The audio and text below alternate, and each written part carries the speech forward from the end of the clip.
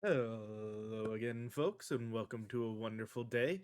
It is Christmas Eve. We've got those, potentially last stream for Dark Souls today. Um, as a reminder, as always, before we get started, down below on the VOD channel is the description, is the link to the Twitch channel where we do all this live. So all those watching the VOD that would like to come and actually chat with me, go hit that link, hit that follow button, get the notifications for when I go live so you can come and join us.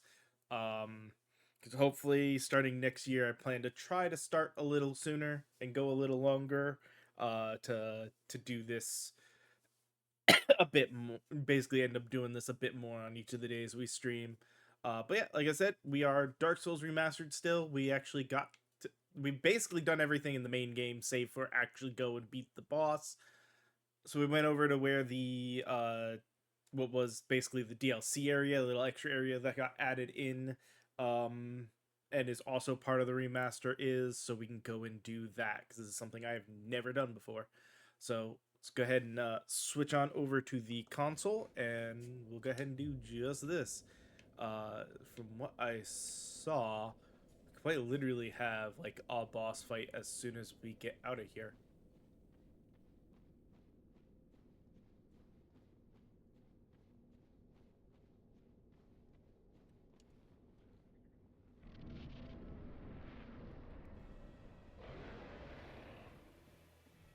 Okay.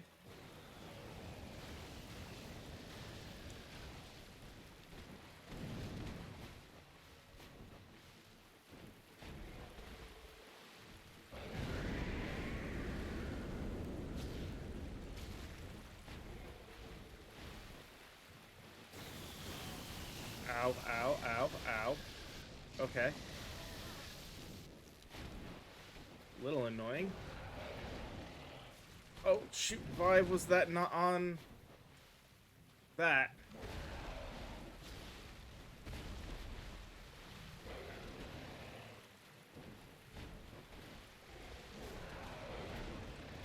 Ow. Ow. Okay, he hits pretty hard.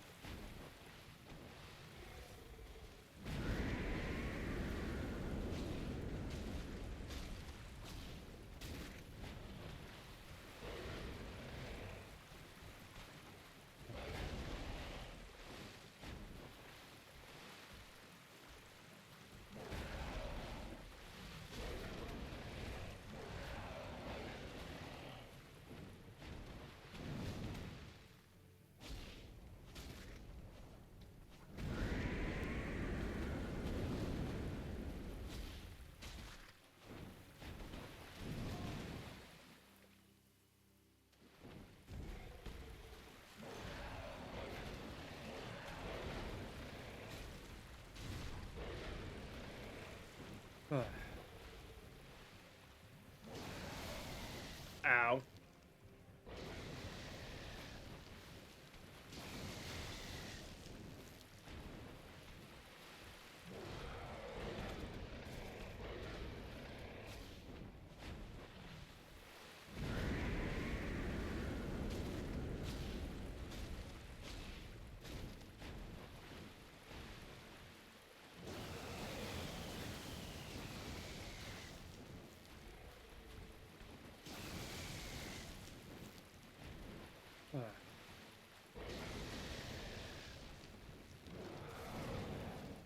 Ooh, that was different. Jeez.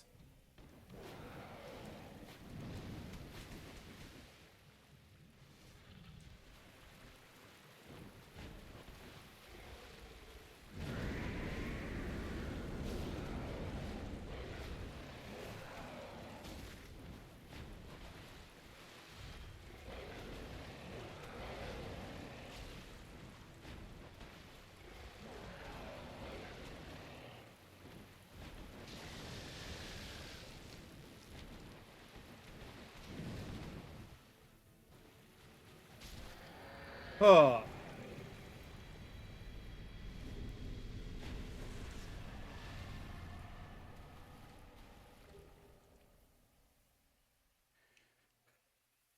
yeah, it was a fight. Somehow we first timed him, went through basically all of our Estus flasks. Well, we did it.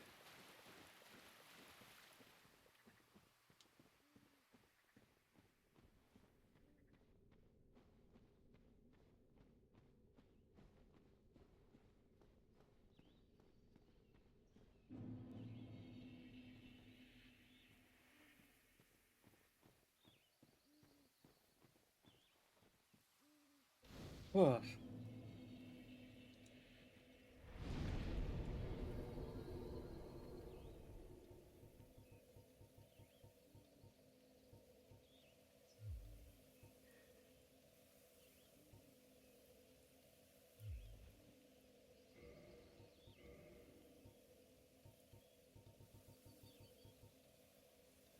it's basically the same, just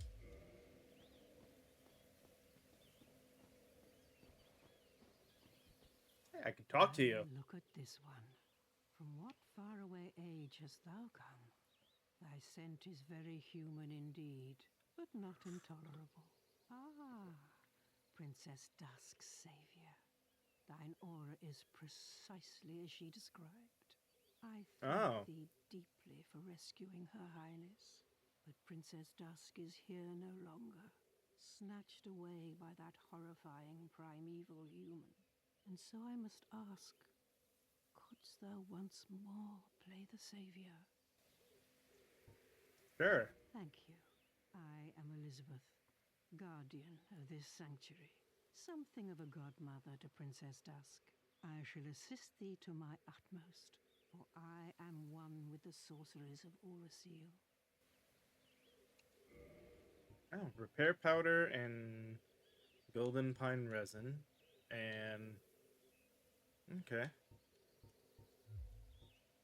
Thou shalt see further an abyss was Hmm. begat of the ancient beast, and threatens to swallow the whole of Ulasil. Knight Artorius came to stop this, but such a hero has nary a murmur of dark. Without doubt he will be swallowed by the abyss, overcome by its indeed. Hmm. The abyss may still. I have faith that Princess may the flames guide thee.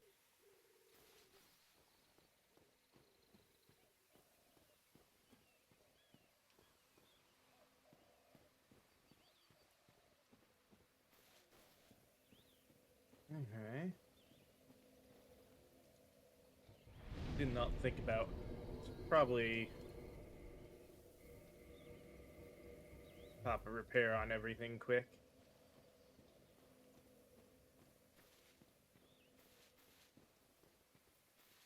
Aha, there was something up here.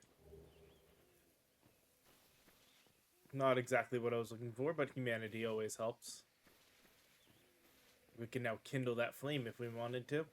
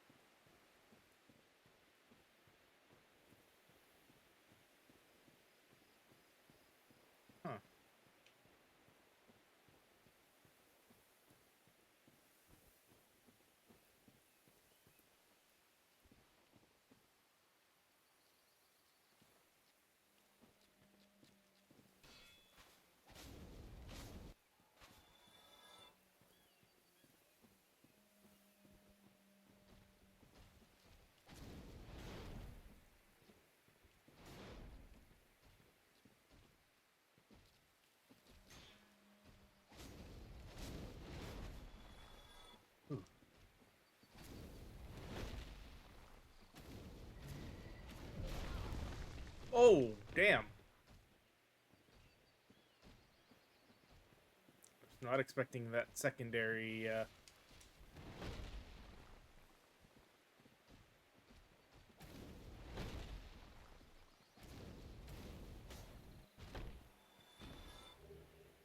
Huh.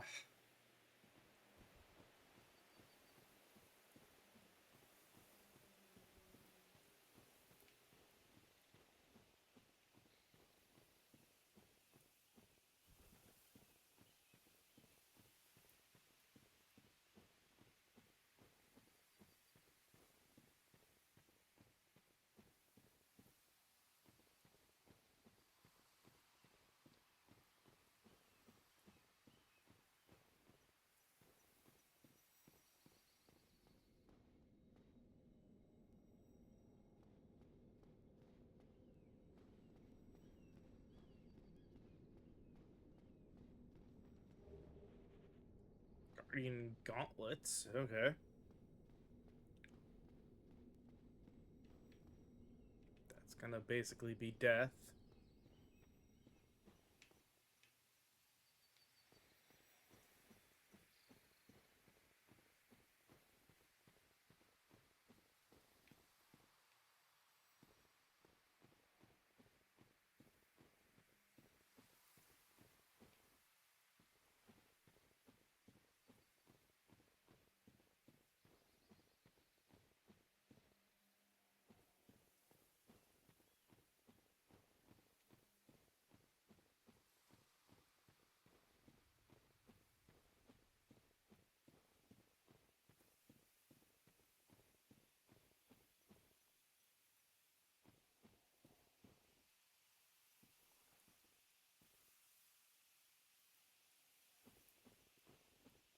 Hmm.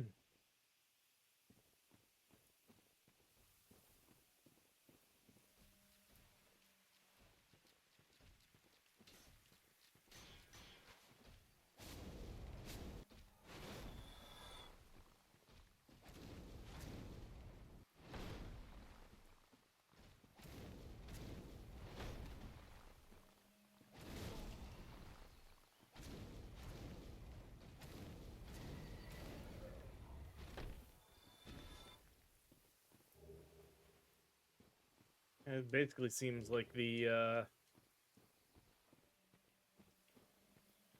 Dark Basin,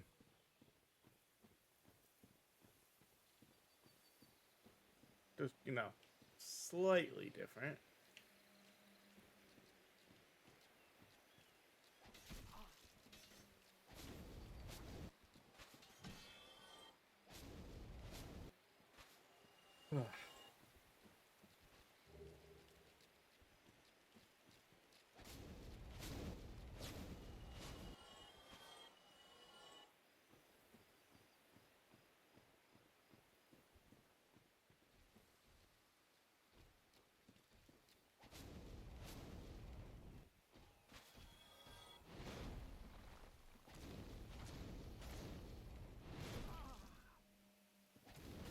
I, damn it! I swung when I meant to back, to dodge roll back to get out of reach.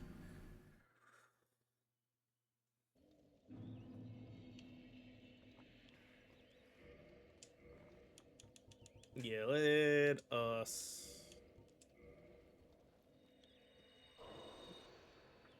double up our flasks.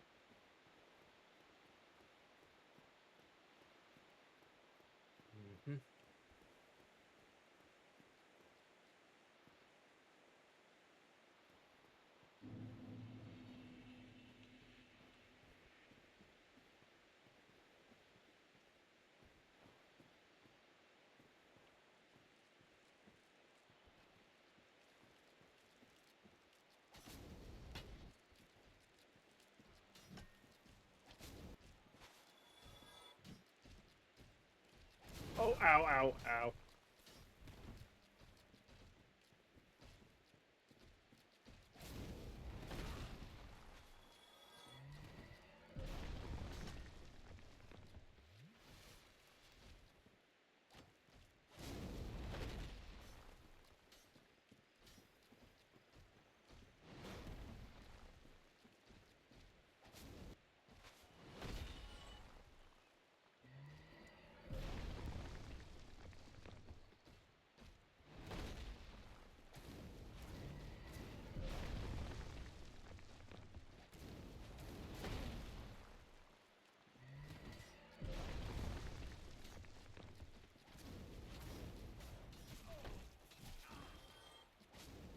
Ah,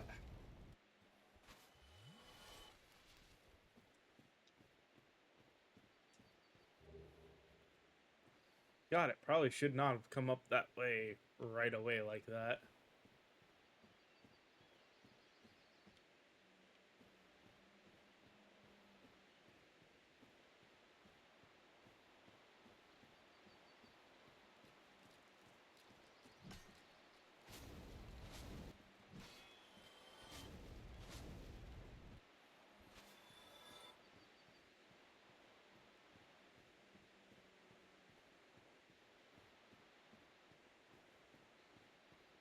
Can't go up that way.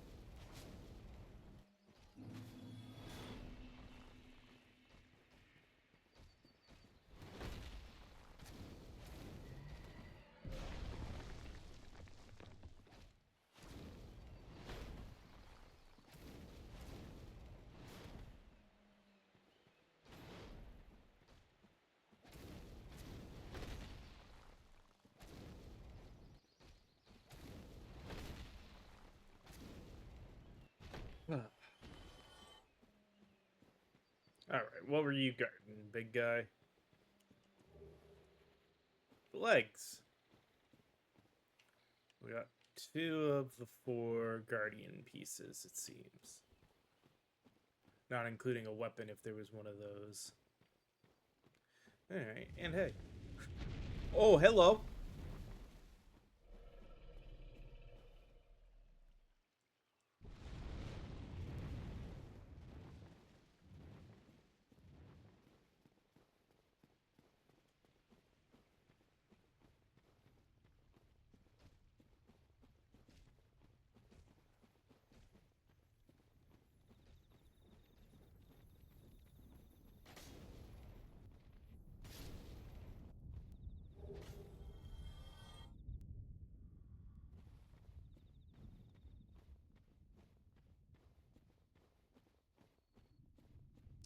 I think I'd wanted to fall down here yet, but oh well.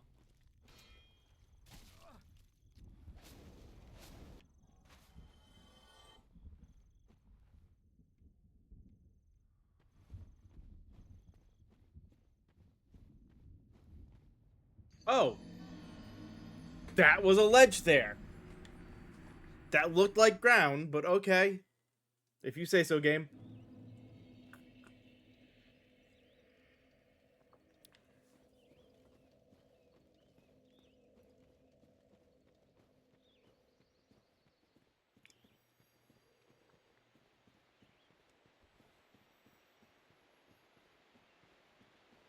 We started off so strong, one-shotting the first boss.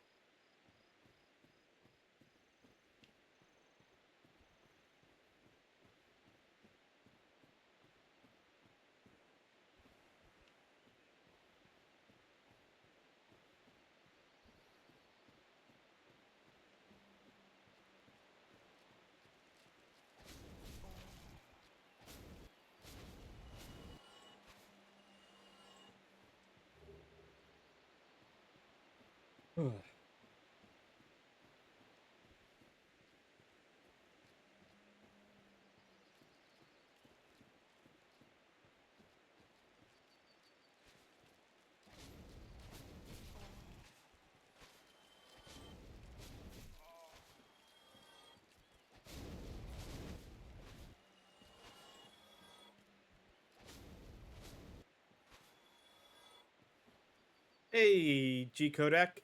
How you doing? Thanks for the follow.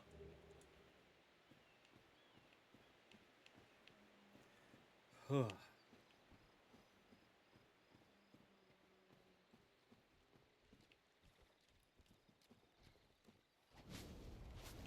right, the big guy is aggroed as well.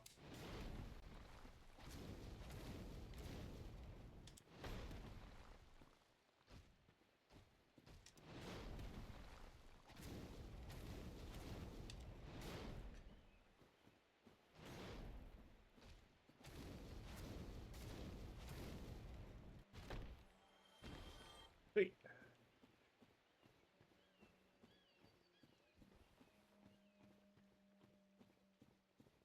Is he coming again?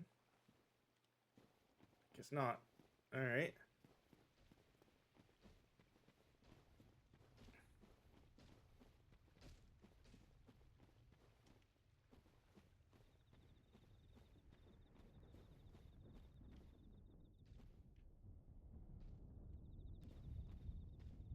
Okay, yeah. I had to drop down. There was no going up.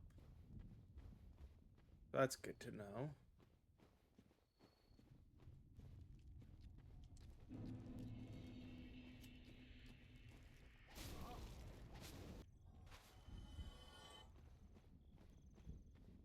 Oh, yeah, nope. No, that was just empty there. Okay.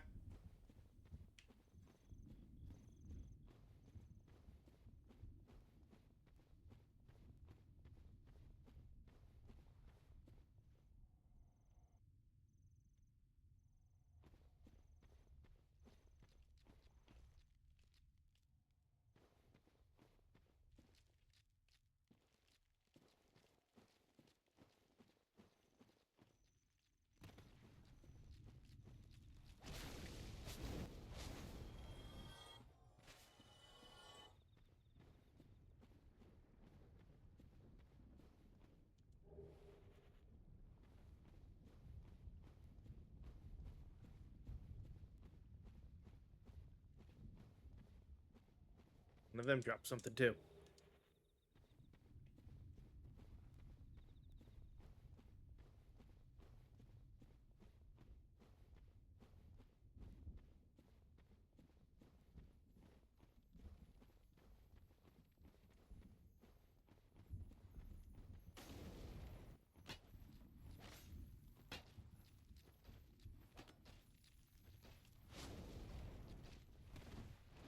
Well, there goes killing the for now. I dodge rolled.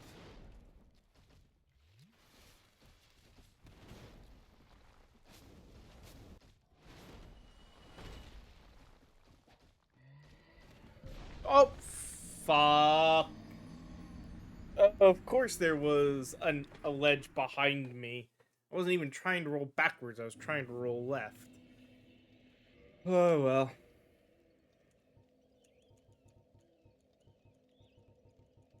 Hmm.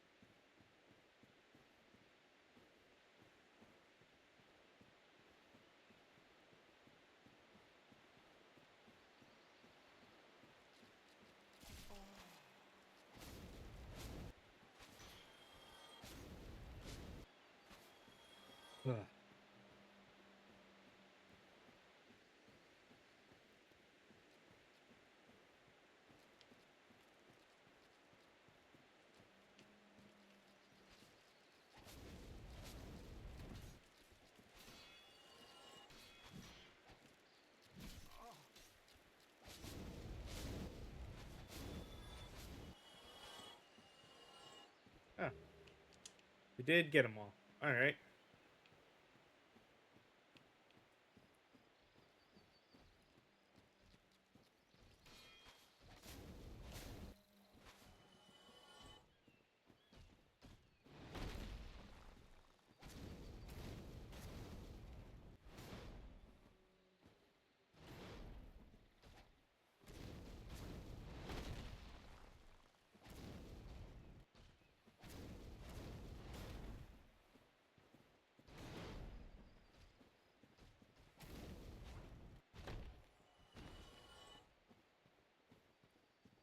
Go.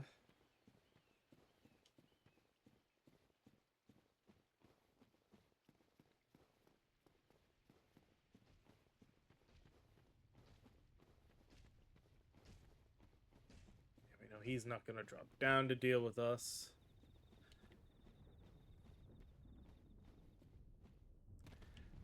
We go ahead and pop down here.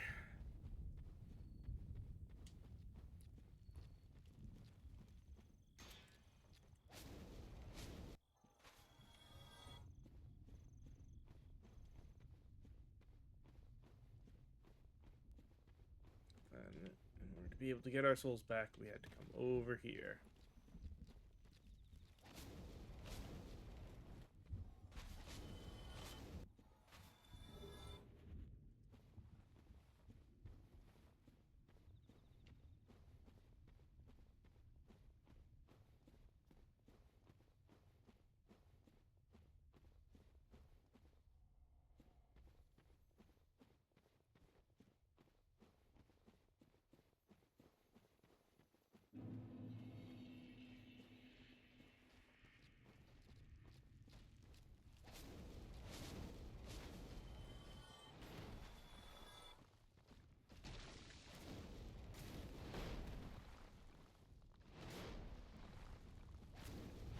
Oh, that was the first time I've seen a triple.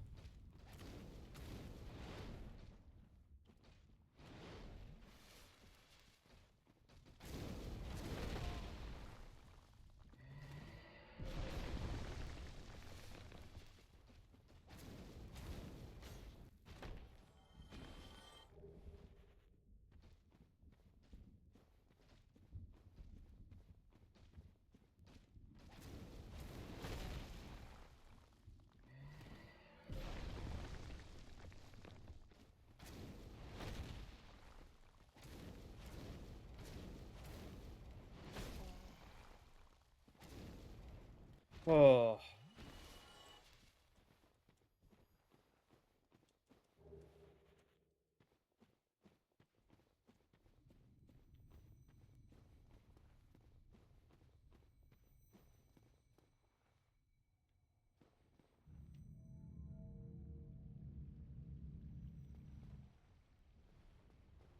that was not necessarily where I was planning on going originally, but we'll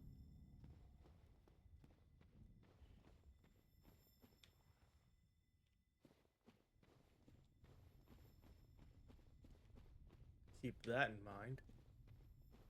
I do want to see more of what's over here first. Oh, actually, I just realized the way that is and the closeness and what I saw before.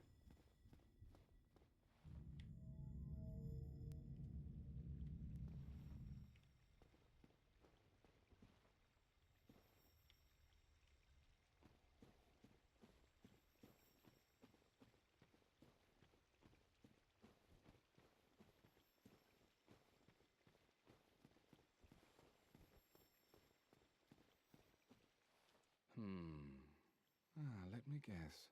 Snatched by a Huh. shadowy limb and dragged off to the past?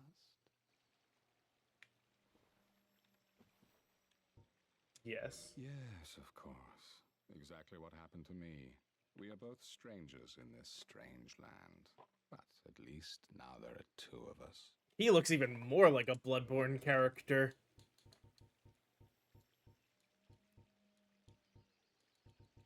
He sells arrows and herbs.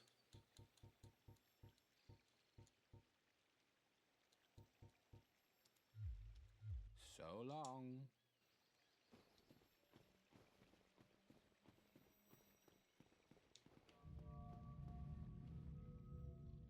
now we have our quick route, because that should have hopefully activated this.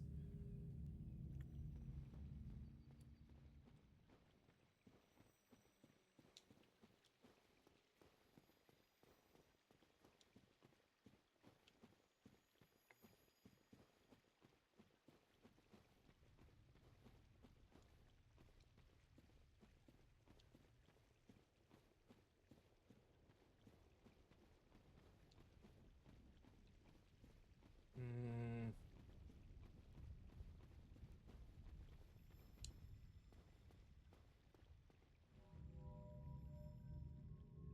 a little bit more up here to now.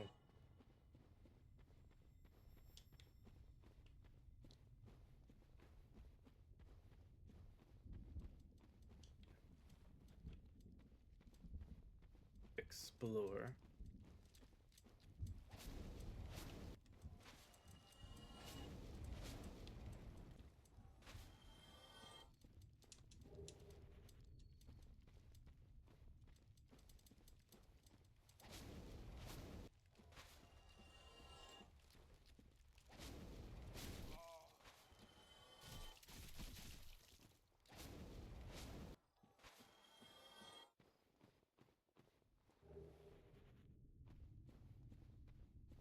Old coin. Okay.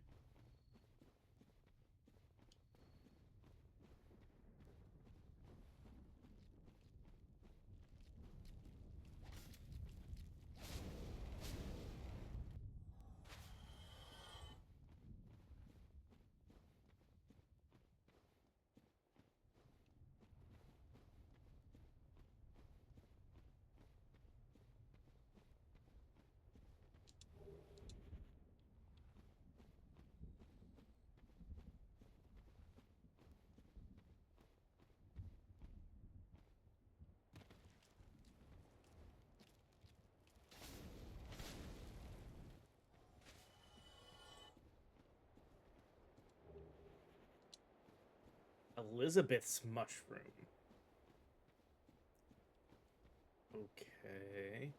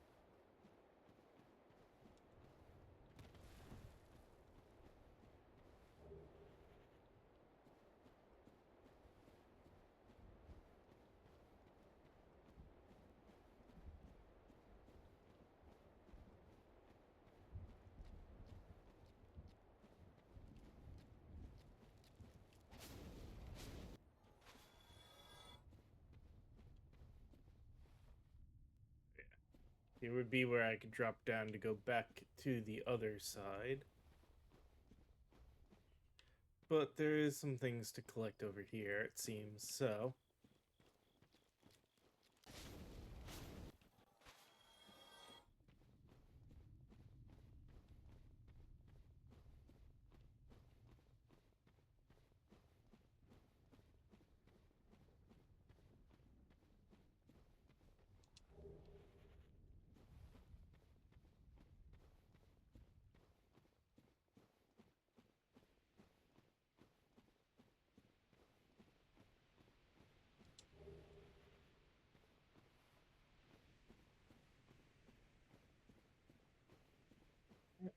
Seems to be everything now.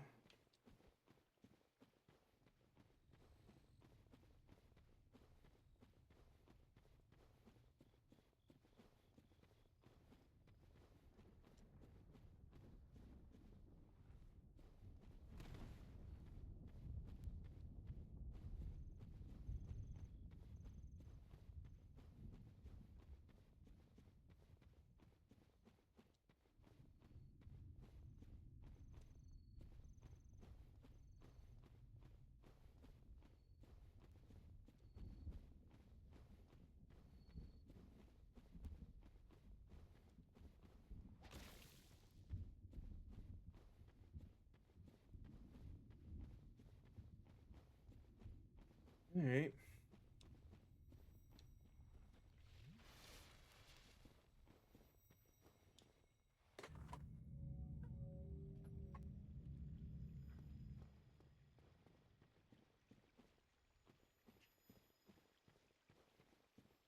I'm guessing this is going to be another boss fight in here.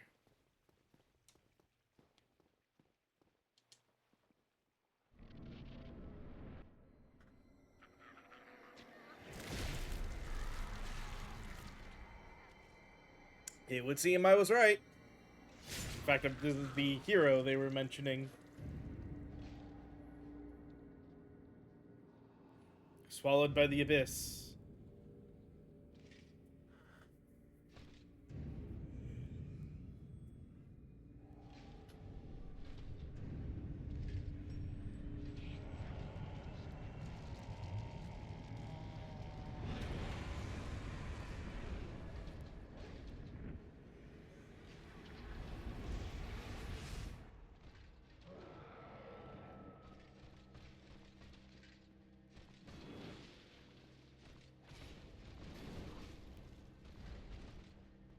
Wonder if I can parry him. Oh, shoot. Helps if I get the timing right.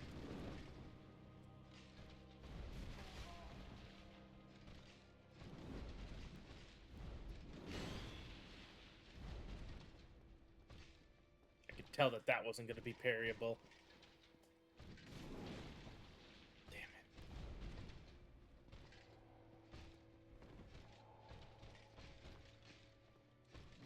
Oh, he stepped too far forward. Thought I had the distance to heal. All right.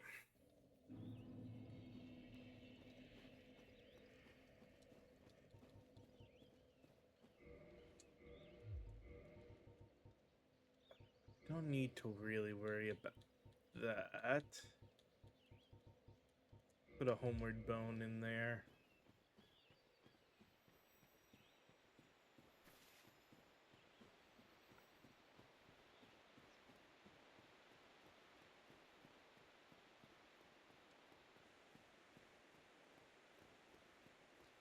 Now,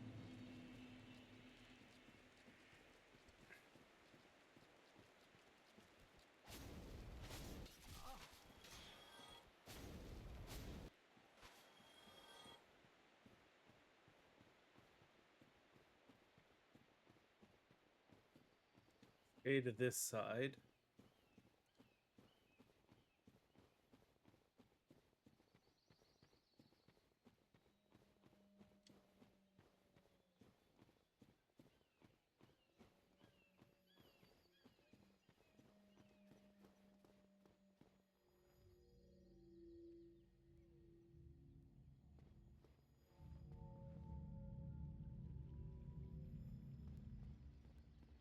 Yeah. Boss is nice and quick to get to now.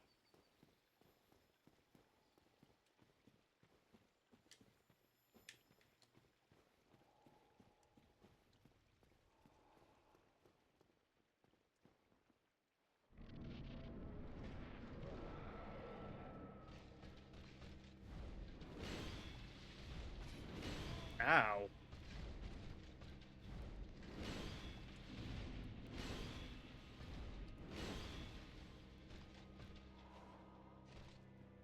I completely missed any strikes on him.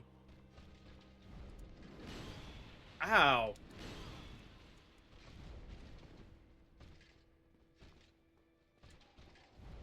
Nope. Ow.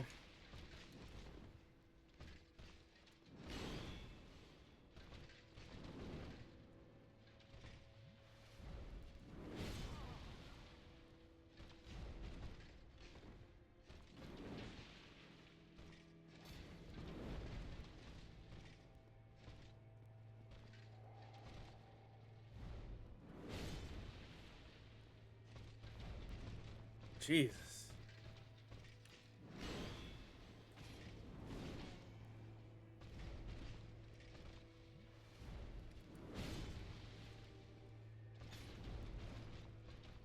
Could do like no damage to him.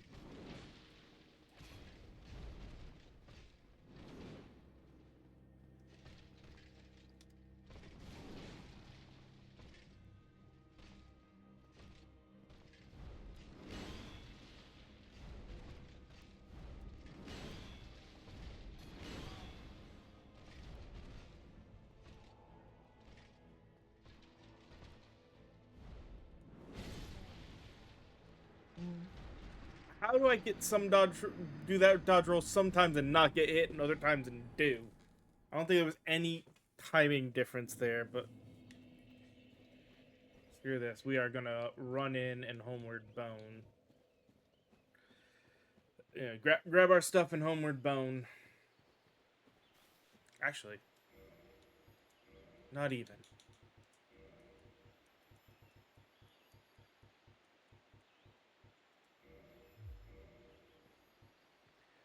We have a ring of sacrifice for a reason.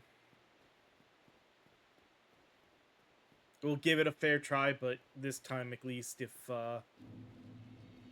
we die, we'll just keep our souls. Ow. Are you kidding me?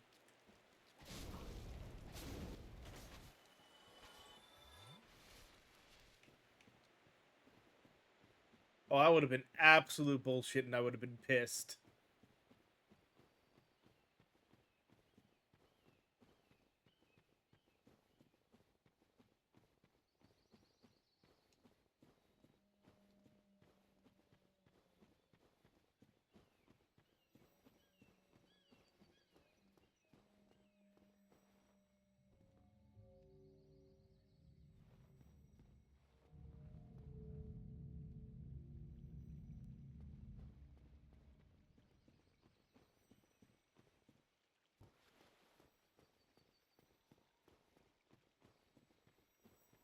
See if this sword does any more damage.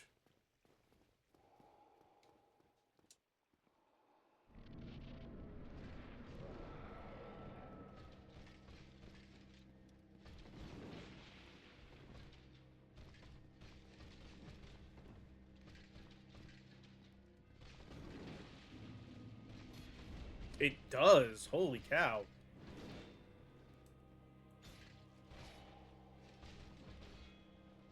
Such a better weapon to have right now. Okay. Yeah, nope. I don't see parrying being an option.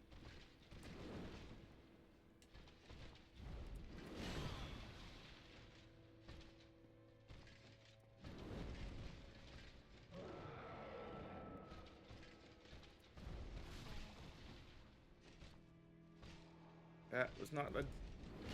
Oh, I should not have dodged that way. That's fine. Ring revival, that is exactly what we wanted out of this.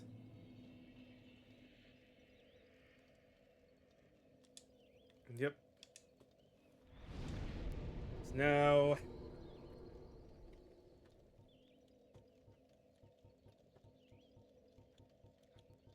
Hmm.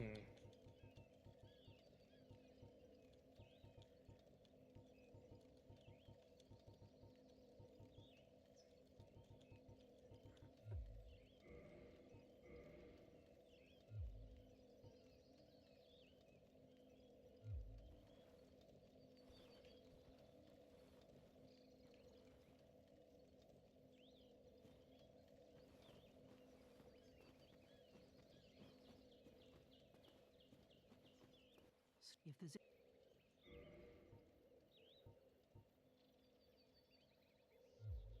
Thou art from it. There are many things, but I know that I must the perils of. May the flames guide thee. Hello there. Was it the Hung Solo? Struggling, are we? If there's anything I. May the. How you doing today? What resins do I have? For a limit. Weird. Not too bad. I've beaten a few bosses I never faced before in my original playthrough of this, and now we're doing the extra area, which is again something I never really did. The boss is kind of potentially meh to lightning. Let me... I don't have a lightning sword.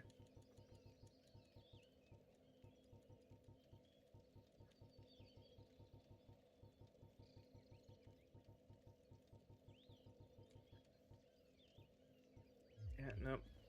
We'll stick with what we got. So I guess switching this out with the gold pine resin might be something to try.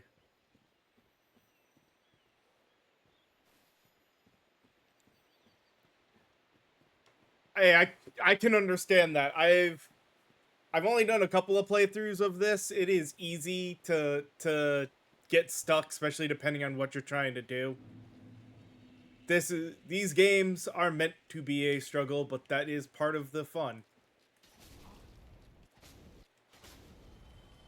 And I forgot to equip my replacement ring.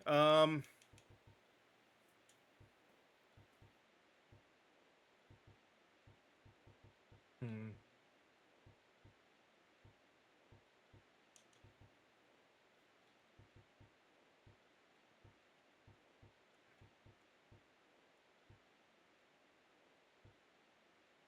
Let's try the hornet ring. Why not? Ooh, yeah, that would probably be rough. I am not I am not at that kind of skill for this.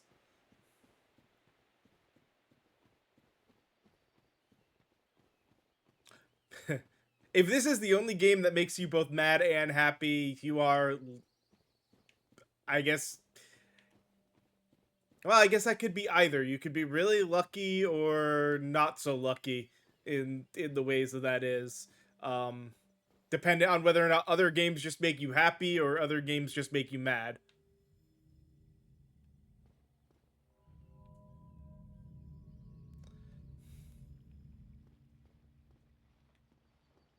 Yeah, that works.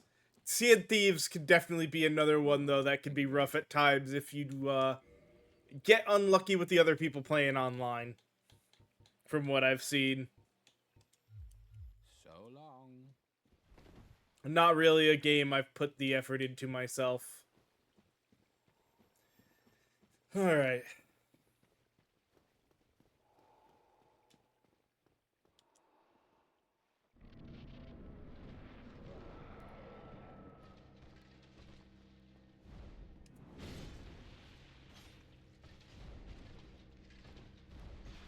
Ah, I should have known that was coming.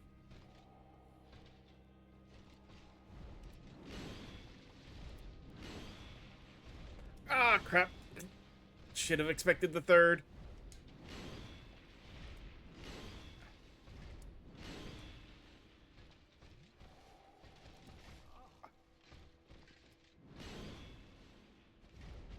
Dang it.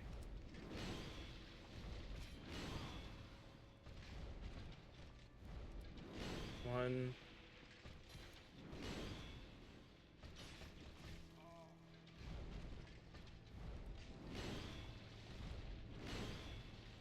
Shit. Should have expected the third one. Yeah, see you when you get back. Though I'll probably be taking a break soon myself.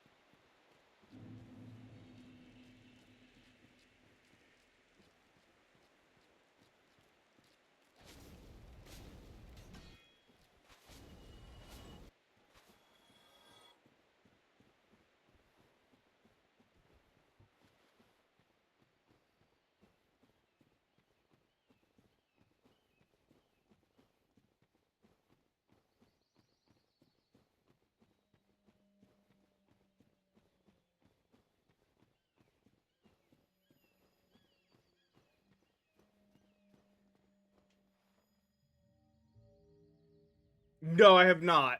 I only just got into the area. I saw the dragon quick when I went across the bridge. Um, and I missed seeing that area. Hold on.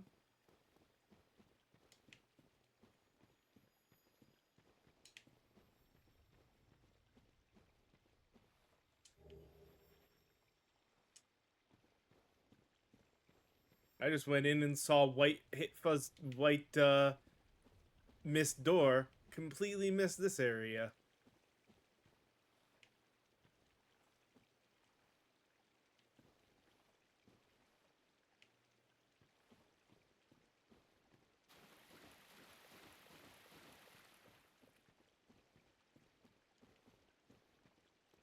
I again first time playing through, so I'm trying to do this sort of blind playthrough.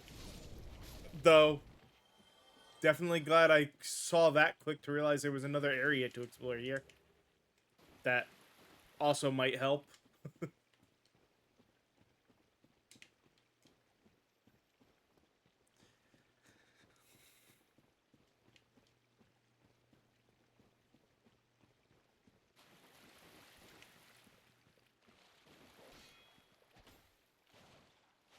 Okay. Stop dodging.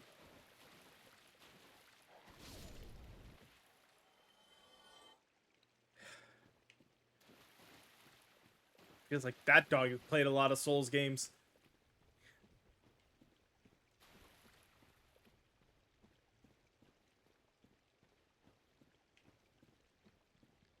Hey, no, I understand, dude. I just letting you know before you said anything about how to do it that, I'd rather just try to, or anything to help, that I'm trying to do this more like that.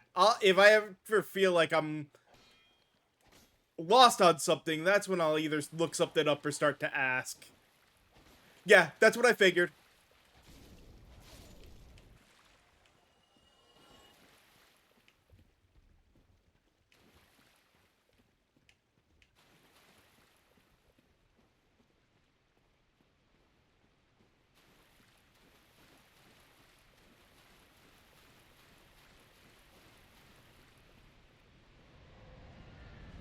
Oh, speaking of the dragon.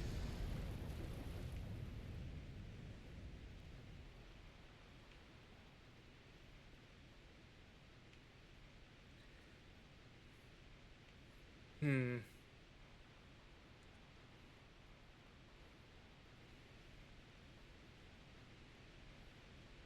See, and I was worried about this area too, because I faced the guardian spirit and one shot him, and I was like, okay, hopefully this I'm not too over leveled and gonna breeze through this. Definitely the game proved nope, that's not the case. Yeah, I had a feeling this was where we would meet the dragon.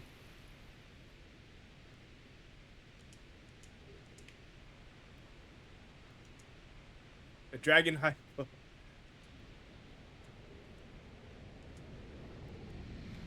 Oh, well,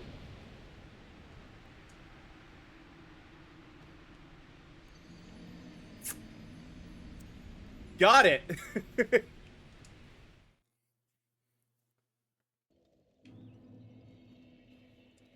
All right.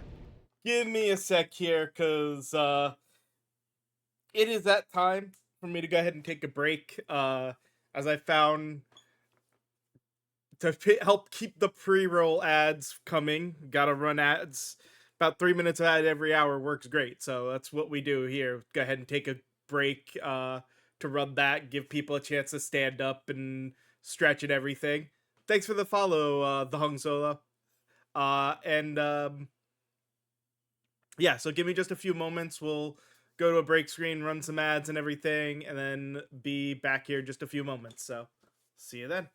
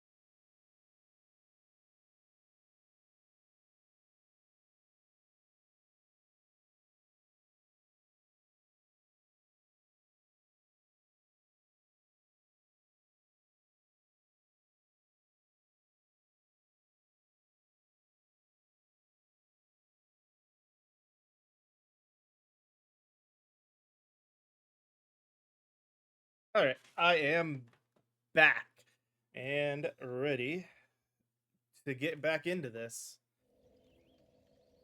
Well, I guess the nice thing of this setup with the two separate bosses, I can literally go back and forth between them. So if I start getting frustrated with one, I just move back to the other.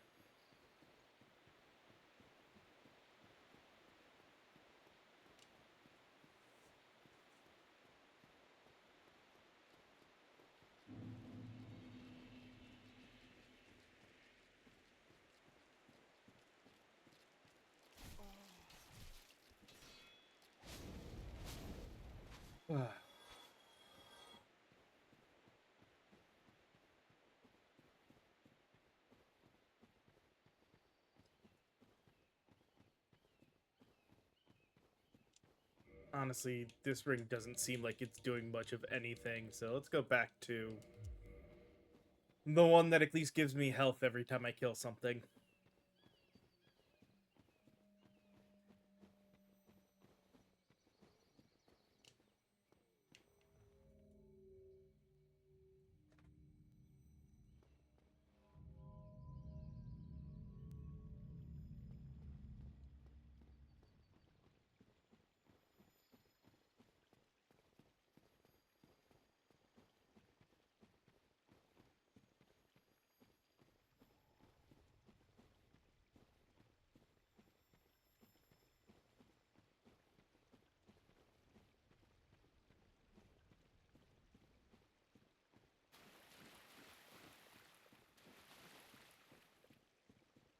Let's see if I can actually gain health out of doing this versus lose health.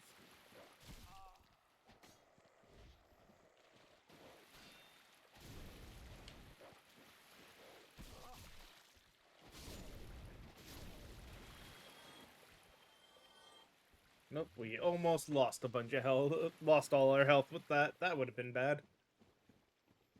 Not that I'm that worried about.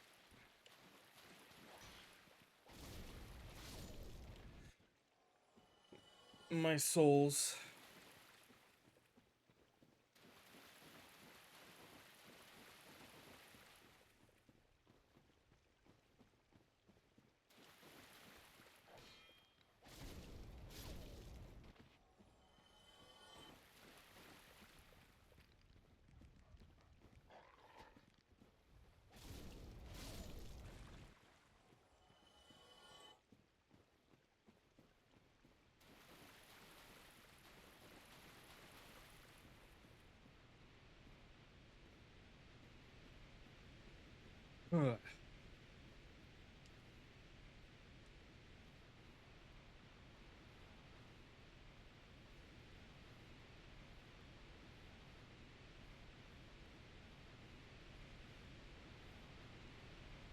Obviously, there is some kind of drop down, but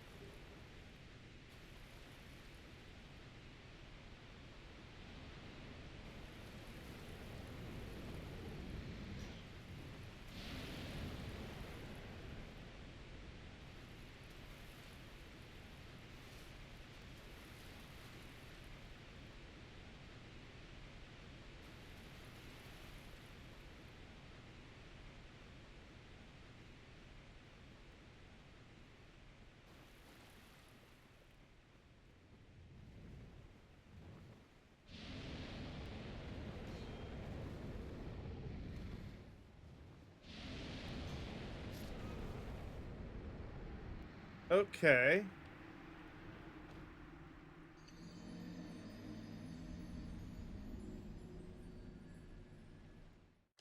Huh.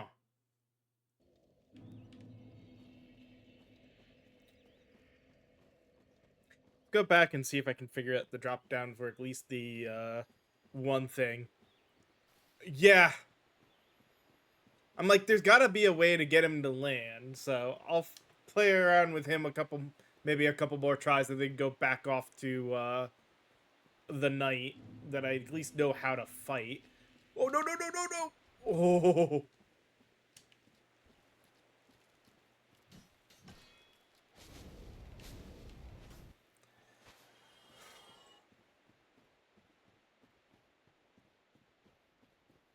geometry sucks sometimes.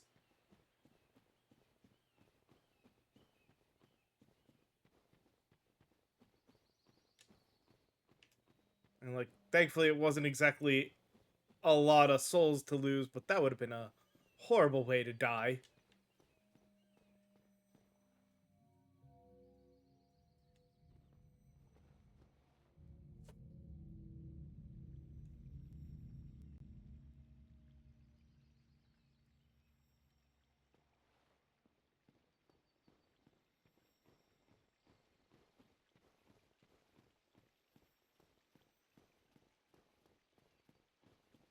Yeah, that's same.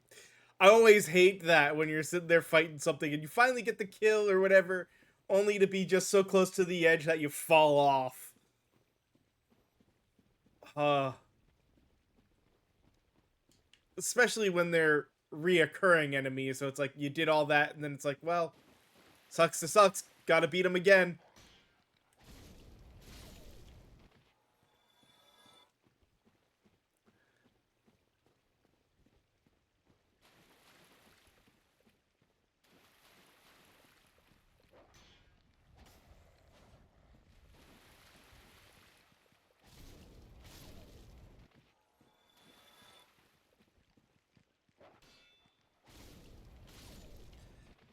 You know?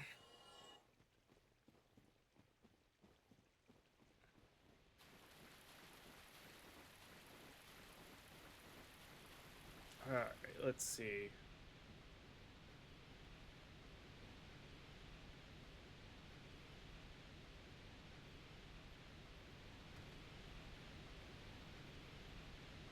Nope.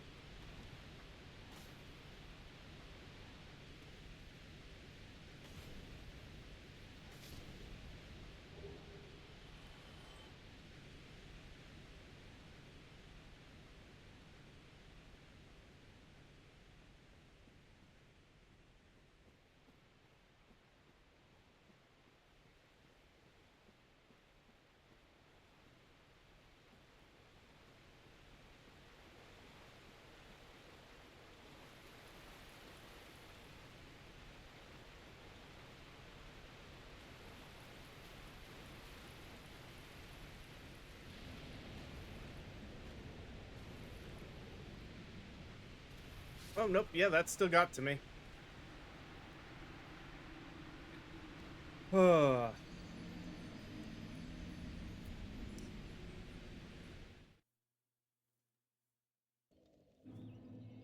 Yeah, it is one of the better things of this game is that, you never know how a life is gonna go. And you get some general I know what I'm doing in some parts, so you know how you can get past certain things, but yeah, sometimes it's just luck of the draw. You don't realize how close a roll is gonna take you to something.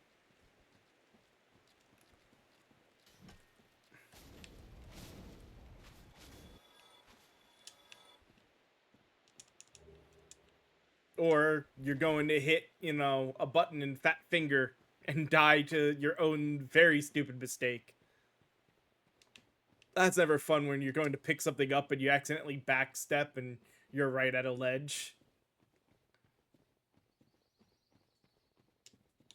All right, let's go give the knight another go because I need to not to step away from the dragon for a little bit.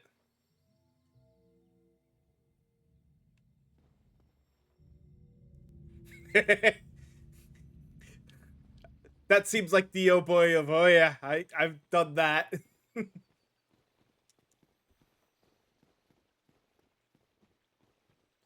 At least the knight I know how to hurt, and it's just getting used to his pattern.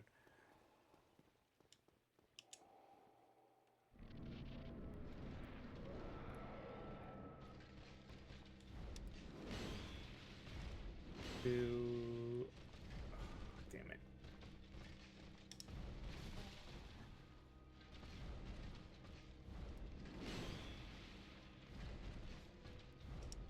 One.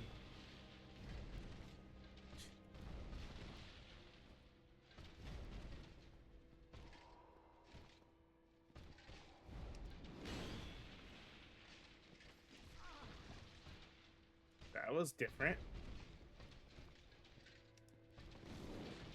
Come on.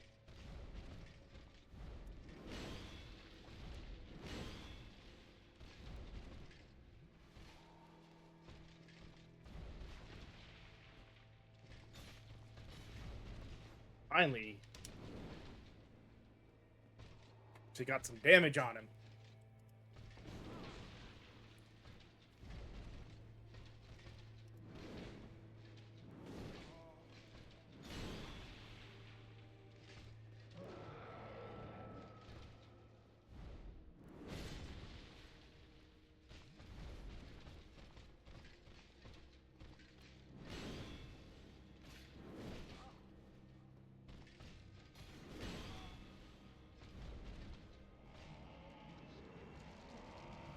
Oh, that's new.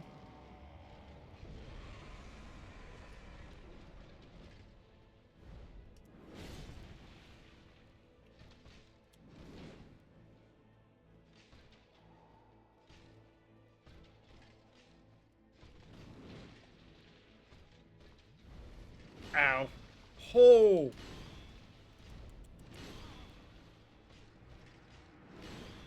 He just said, screw you. Okay.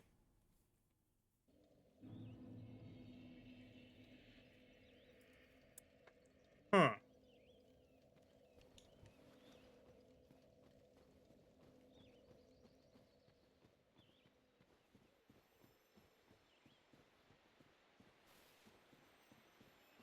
That was a poor time to heal, is what that was. Still feel like I could take care of him.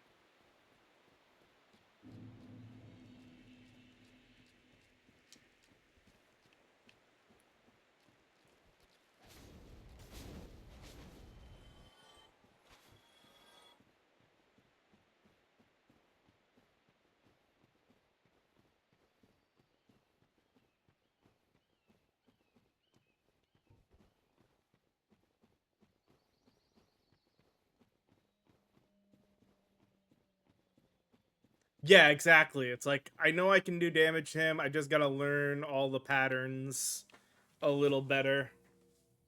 And maybe just get a little lucky in some ways, too.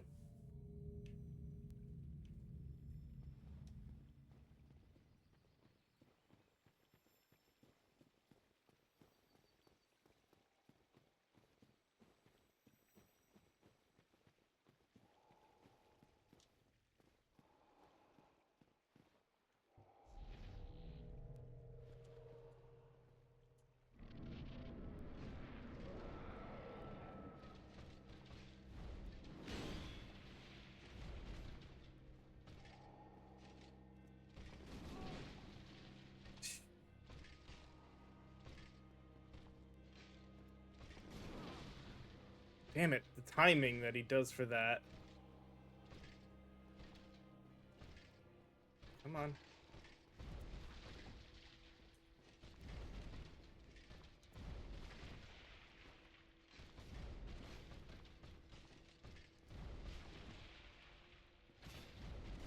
Finally.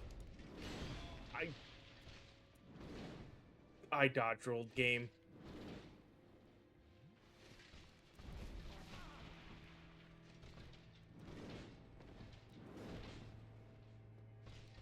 Ugh.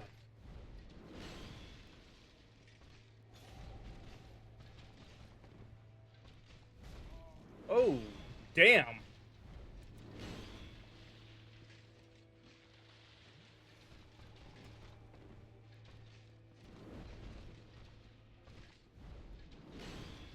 Two, three? Nope, no three.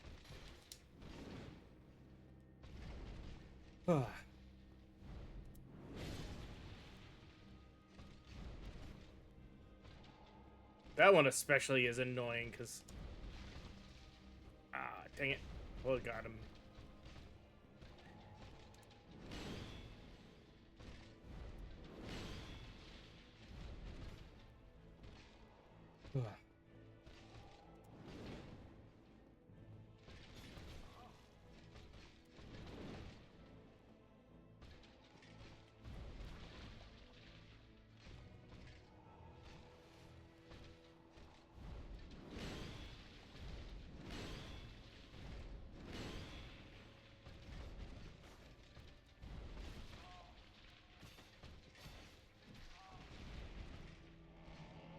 Yep, now he's gonna get pissed off.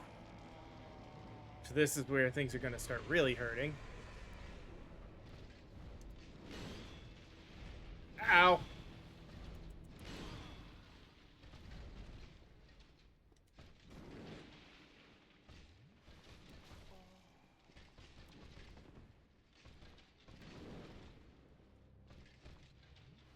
Nope, nope.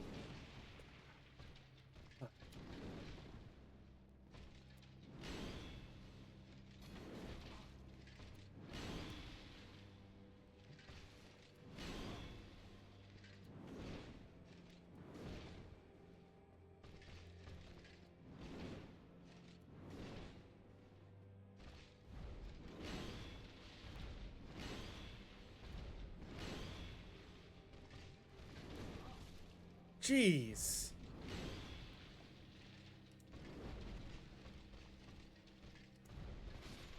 Nope. I dodge rolled the wrong way. You almost just can't heal during that and have to do them practically perfect from that point. And even then, I don't see times to get in. Alright, I get a general idea. Let me go back to the dragon. I want to see if I can figure out how to at least get him out of the air. Not that it seems likely. I will.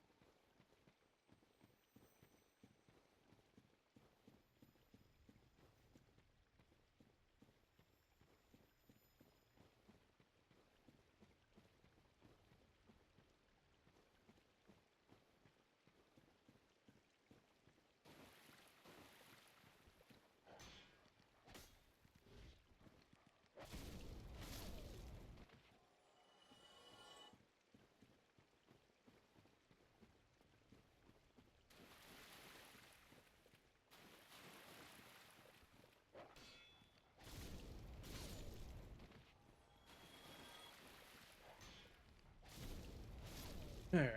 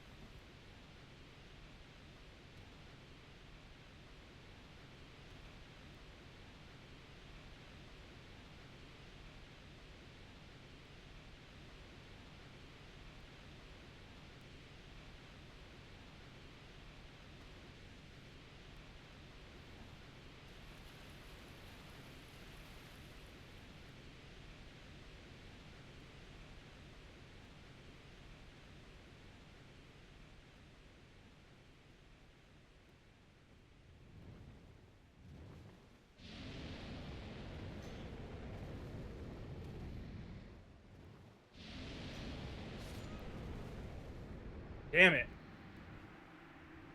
And he still just flies away, too, so it's not like that's gonna help.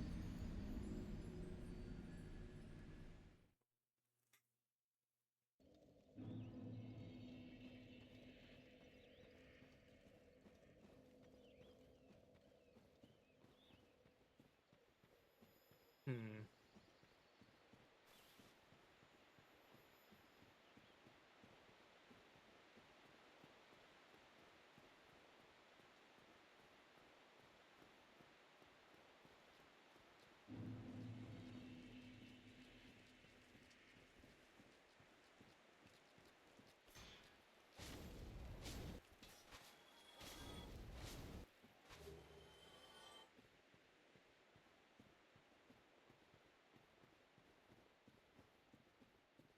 Like, more and more, I feel like there's something else.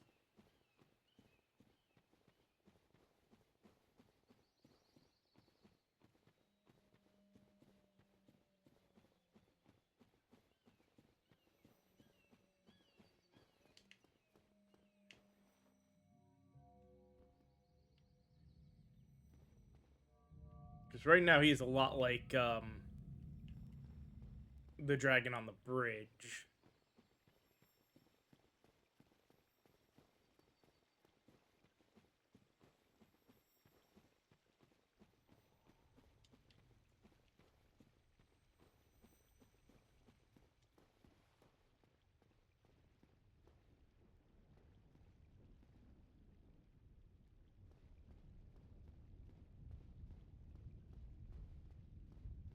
Oh.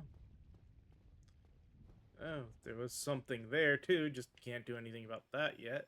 It's another way back up here. Huh.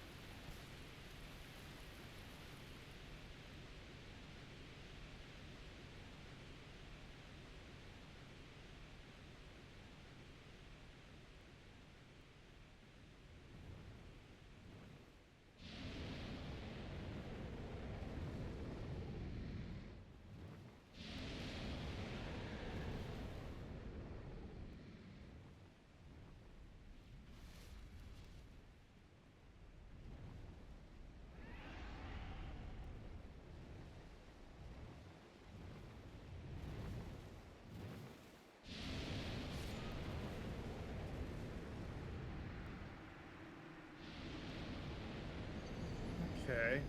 So yeah, there gotta be somewhere else for him, because he doesn't even... Yeah, that's not... Outside of, I mean, I know they can change the fights around.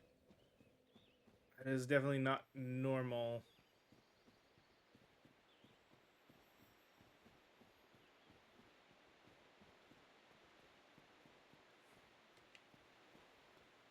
I still don't know how I got away with one area just not taking any kind of damage.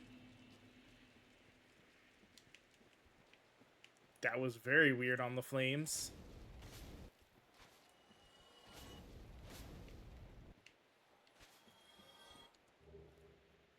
So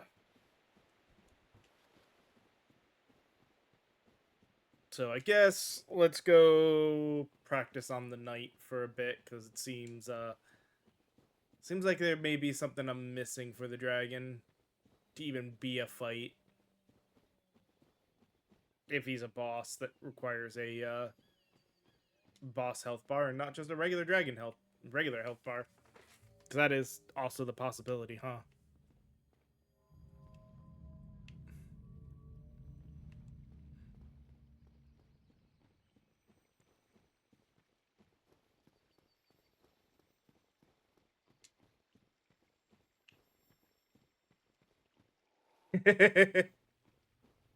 Nah, I understand, dude.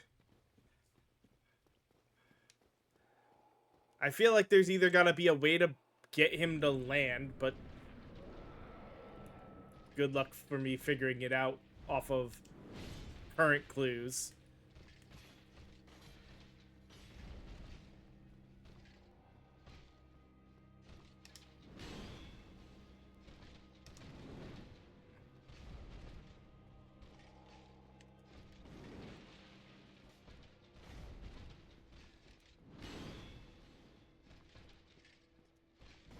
Nope. That was way too soon on that one.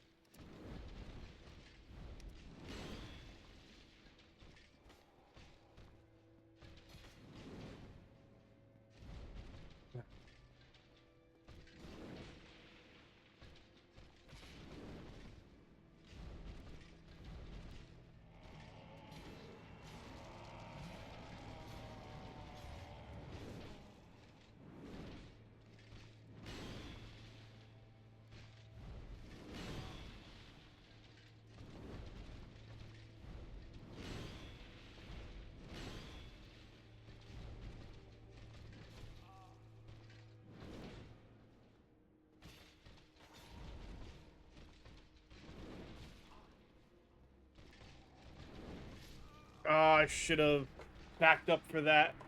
But we figured out one thing. Stay aggressive with this guy. Don't let him charge up. That definitely made a difference.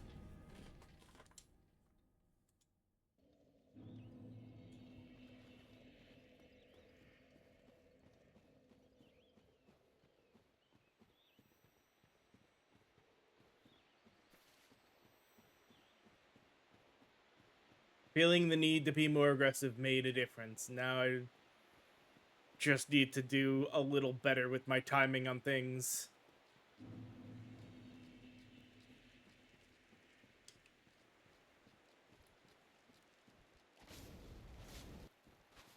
Oh, shoot. Nope. Don't care about the clumps.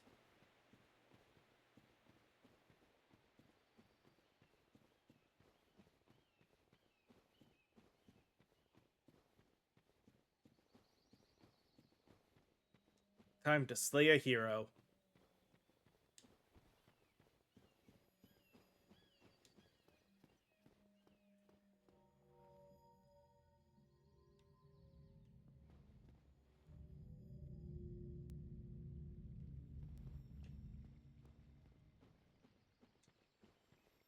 Yeah, those move fast enough. I'm not going to worry about it.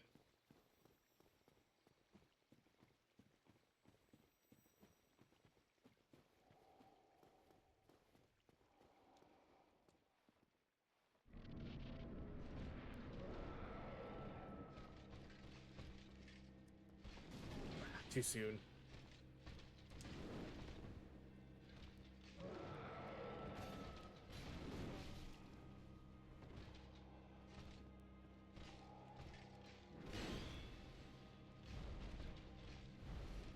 Nope. Fine though. That was not so fine. I I dodge rolled forward, game. Ugh. It always happens though. I have a good run, learn something. The next run, absolute horrible luck and timing.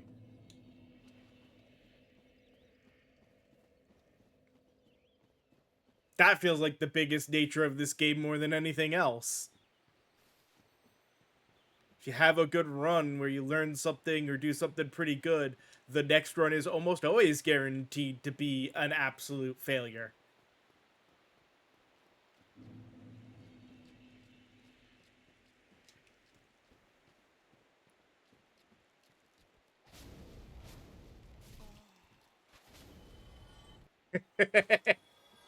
Oh yeah. While I haven't beaten some of them, I've beaten at least all three of the Dark Souls games and Demon Souls. I just haven't beaten Bloodborne, Elden Ring, or Sekiro Shadows Die Twice.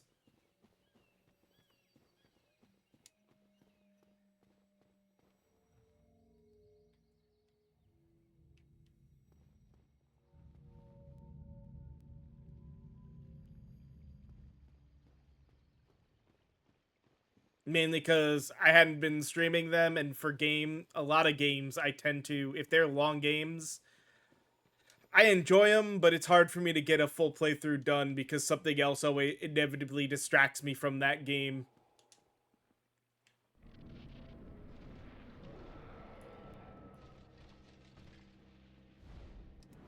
I that was very poorly done.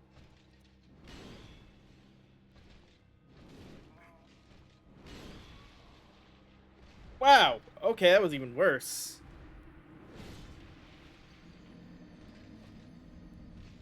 Yeah, Elden Ring. There's a lot to do. Um, and I actually I used to work at GameStop. Uh, I was even working there when Elden Ring came out, and a lot of people at that point were getting even more interested in the Souls like genres of games, and I was telling people, if you want to get into a Souls like, Elden Ring is, from at least as a From Software actual Souls game, Elden Ring is simultaneously one of the hardest ones they'll ever play and one of the easiest. Because it definitely has some of the hardest bosses they've ever made. But at the same time,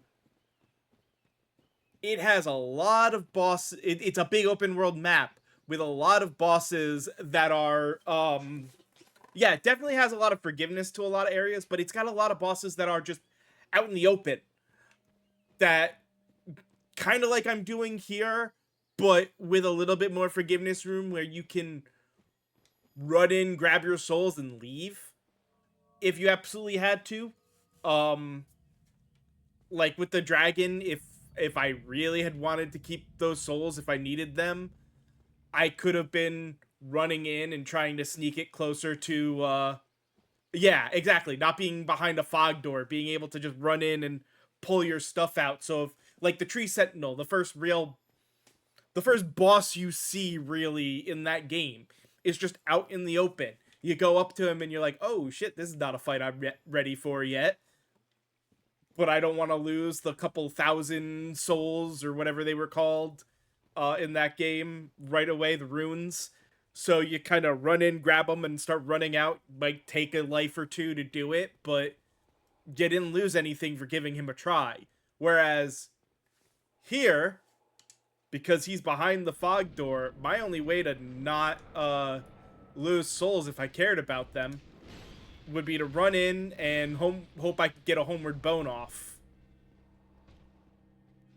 Yeah, no.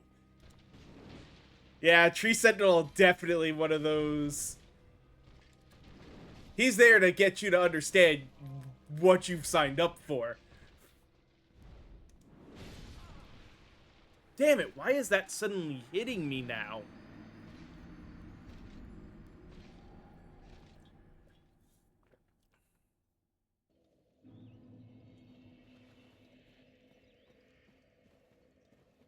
But yeah, that, like, Elden Ring was so good.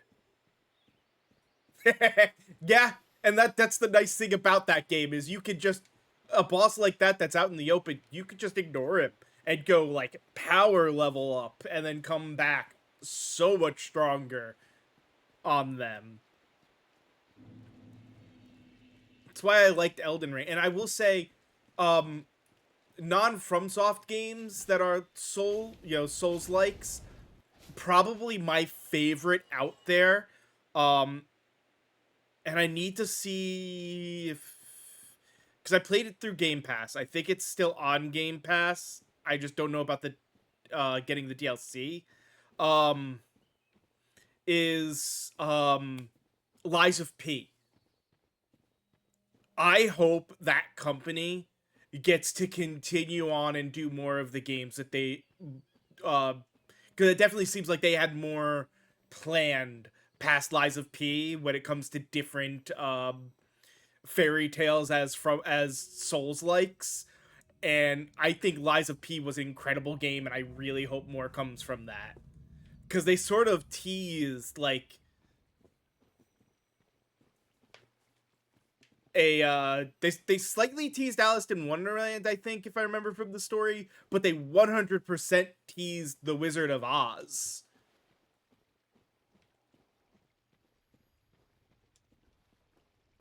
And that game, like as a Souls like, Lies of P was really well done and well worth playing through.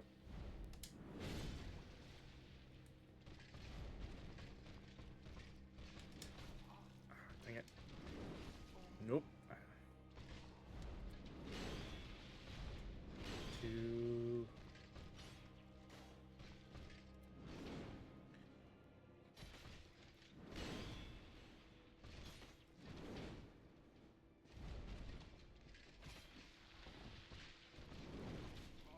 Needed to back up on that one.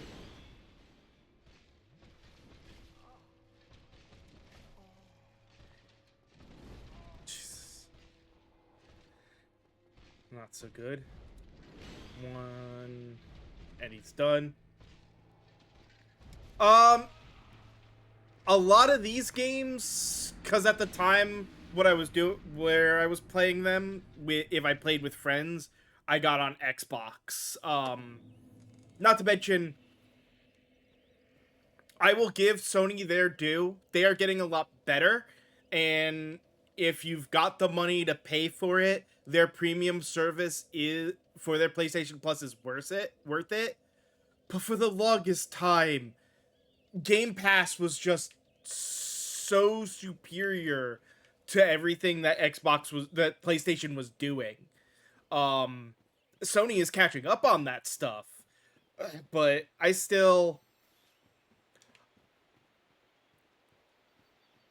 like both consoles. I have, cuz I worked at GameStop when they came out. I have an Xbox Series X. I have a PS5. They are both really good systems. There is no complaint that I can have on the consoles. Sony does have incredible exclusives. Um but like I said, I worked at GameStop for a while, and I would get the question, what console should I pick up? And besides figuring out who they're buying for, the differences between Xbox and Sony, my comments were always, if you are just playing games on your own, you want solid single player games, a solid gaming experience on your own, go with Sony. If you're going to be playing more online, still not necessarily with friends, because always the first question was,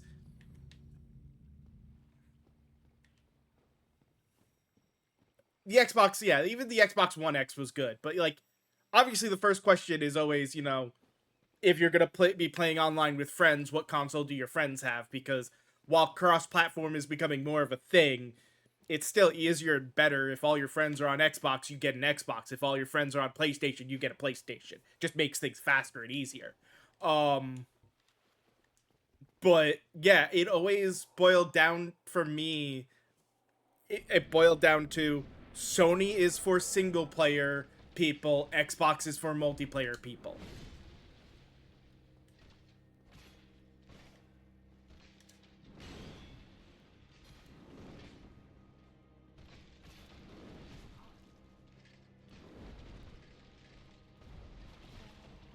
it's supposed to be a little bit more diagonal away, but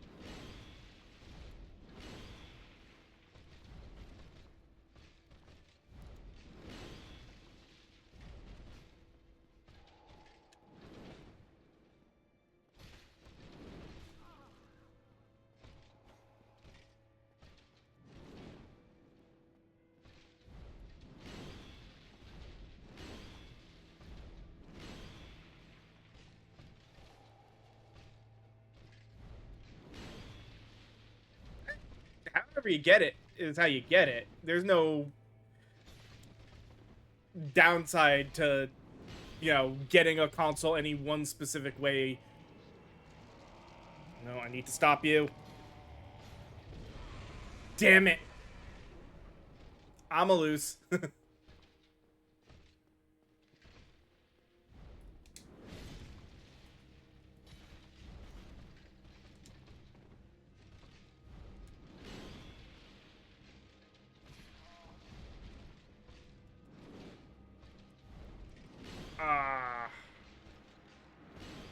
Ah.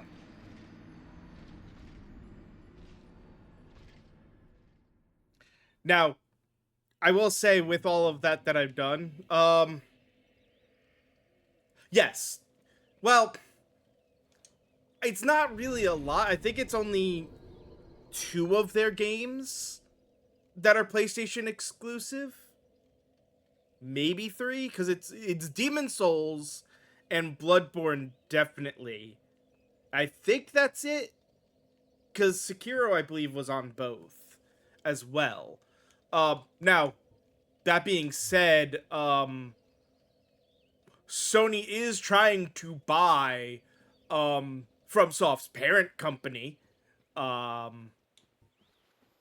that has been confirmed that they are in the midst of trying to do that subtle takeover of by their parent company to make these games exclusive to Sony. And like that is where the biggest like weirdness of everything is coming down. While Microsoft is keeping some of their stuff currently, they've kind of pushed forward to the point of saying they're basically done with doing exclusive games at this point. Like Microsoft saying they're going to look more and more towards putting their games on PlayStation as well. And I think honestly, if a game is exclusive, it should be a single player game, not a multiplayer game, not with the point we're at with cross-platform play and everything. Oh yeah. I mean, it's obvious why they do the exclusives. It's the easiest way to get people to buy their console. It's like, if you want to play this game, you have to buy this console. I understand that, because for the most part, until the console's been out for a few years, they're almost always sold at a loss. The companies don't make money on the console, they make money on the games sold on the console, whether they make the games or not. Like, that is the biggest.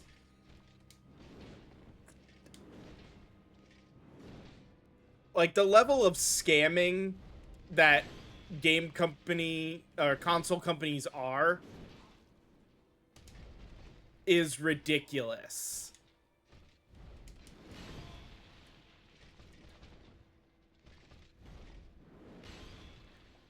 Because when a company comes out with a game and they want to put it on Xbox, like, companies have to pay for the license right to be able to get dev kits and everything to make games on a console. So it costs them money just to start working on making a game on Xbox or PlayStation.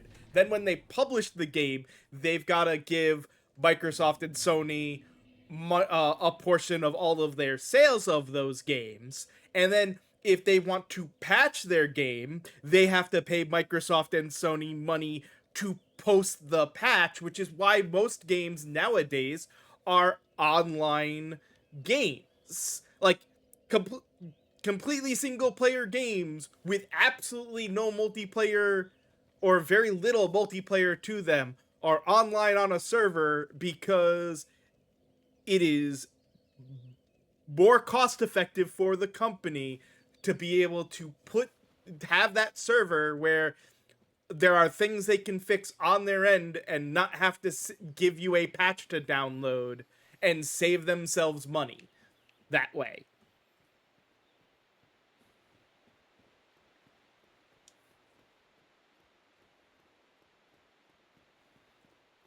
And like that is one of the sides that I think so many people don't understand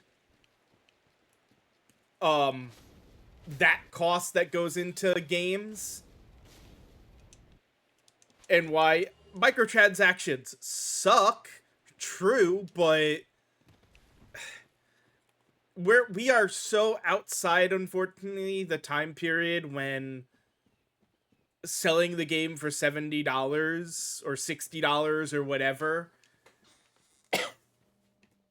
is okay anymore. Like, even non-live service games still need patches, fixes, and updates because they are so large that they just, while they do their best to fix everything before it launches, they're not going to get everything, and things are going to need changing.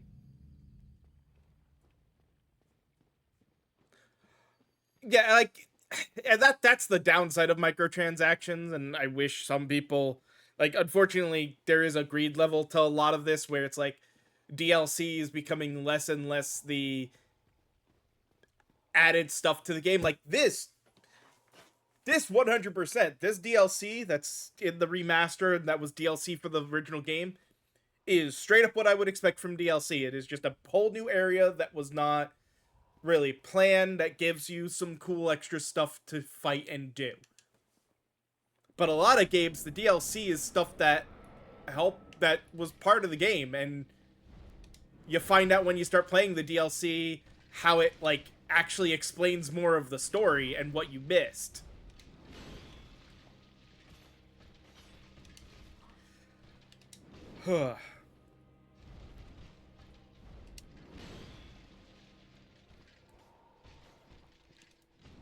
I hated being off like that. And ow, that's gonna hurt. Huh.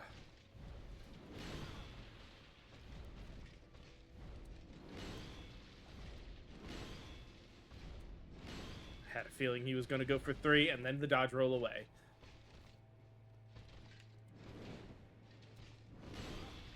Oh, bull.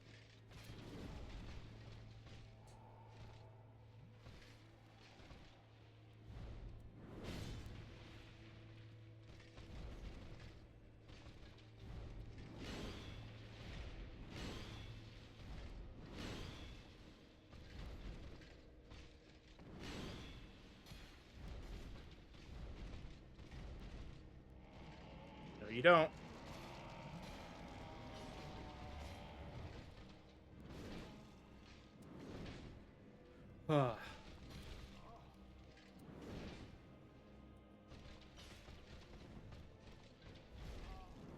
Ow. I I'm sorry, that looked like I took damage before he even got to me.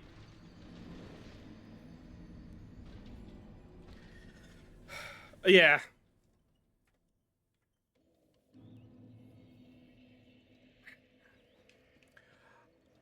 And some companies, I will say, they do a good job with microtransactions. You go into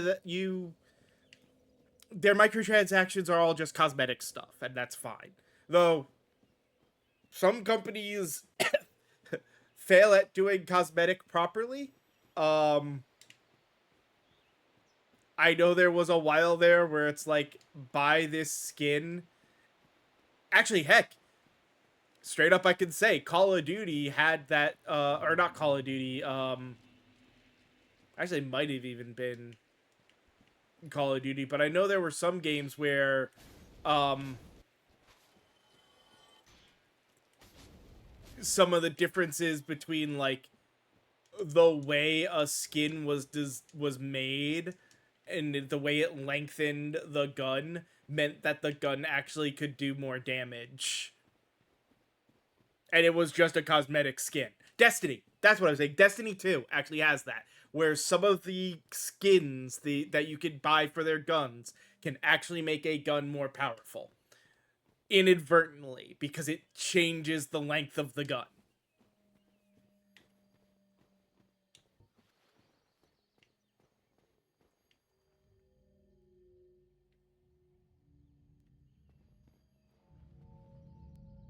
But, you know, for all of the controversy on Destiny 2, I will say they probably do the microtransaction stuff the best, or one of the better ways, at least. Like, I can't fault them on their microtransactions.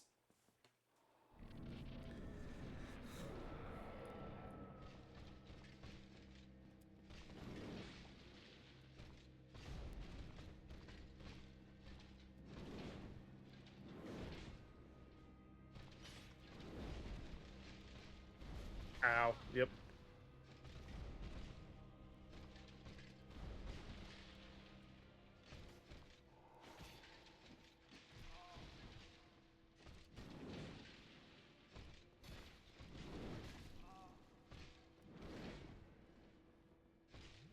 Ow, ow, ow. Yep, he's gonna hit me, and again, and a third time, and I couldn't do anything about it.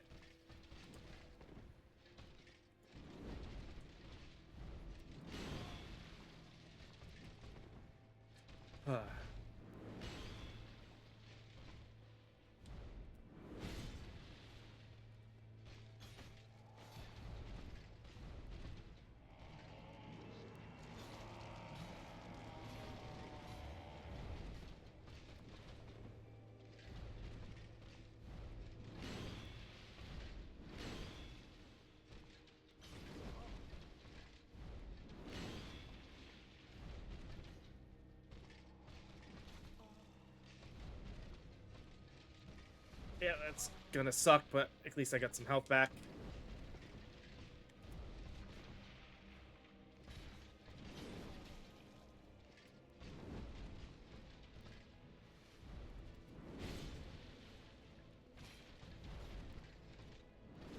Oh, bull, I dodged.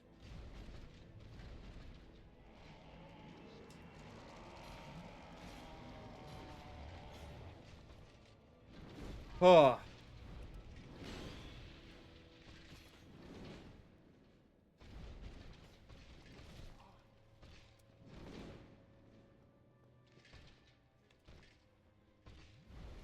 Yep, nope, that's fine. Just don't be a triple.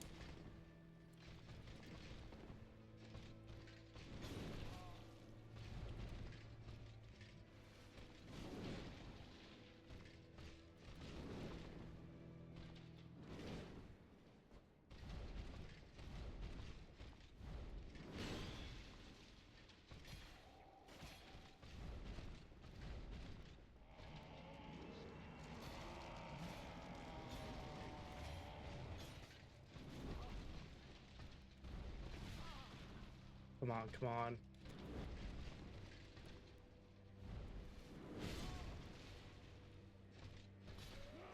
Gotcha, bastard!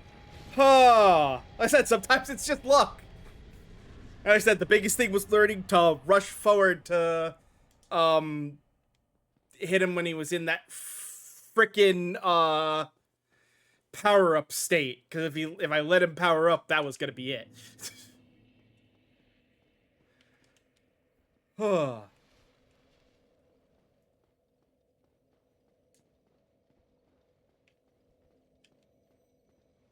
Oh hey, bonfire.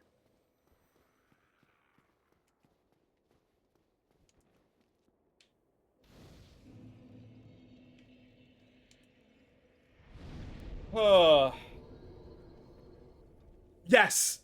I had a couple of very lucky moments there right at the end that helped a lot. uh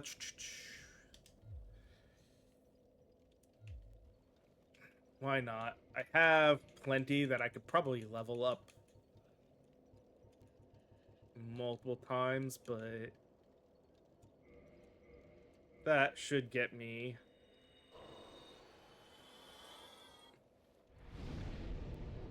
That actually got me more than high enough. I want to be able to single wield that Dragon Greatsword and see what it's like to see if I actually want to use it.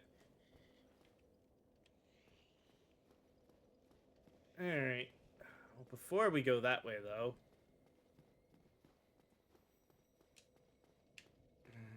up the stairs.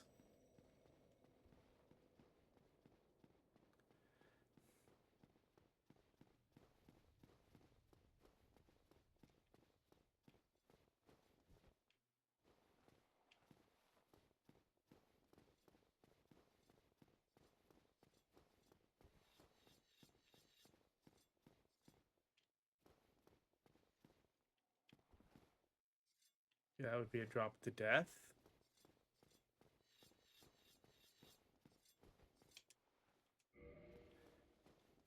Needs a key. Okay.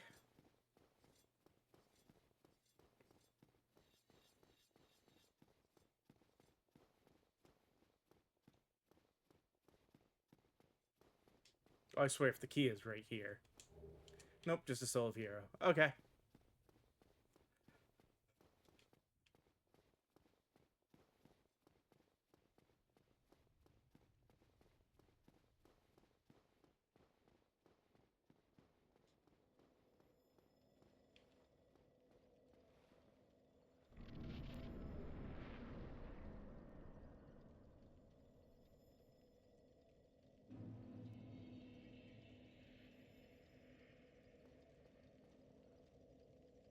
So, oh.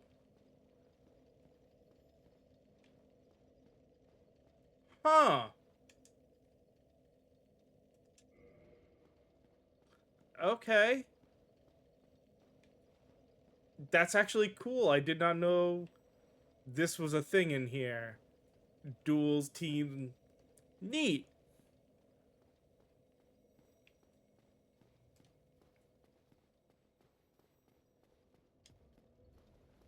Like I said, never did the DLC, so never dealt with that.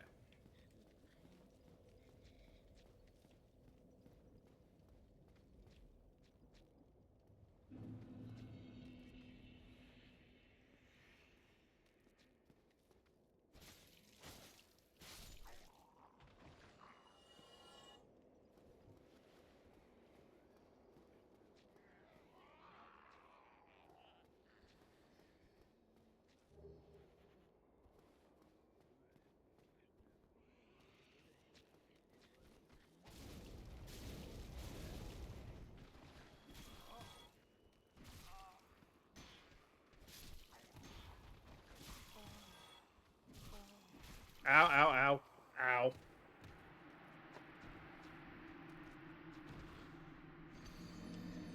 Okay. I let myself get surrounded there. That was my mistake.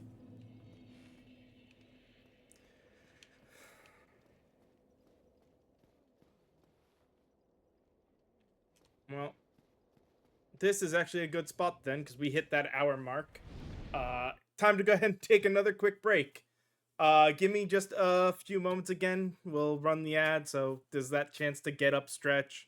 As I said, if you need to get a drink or do anything, this is the time to do it. So I'll see you guys in just a little bit.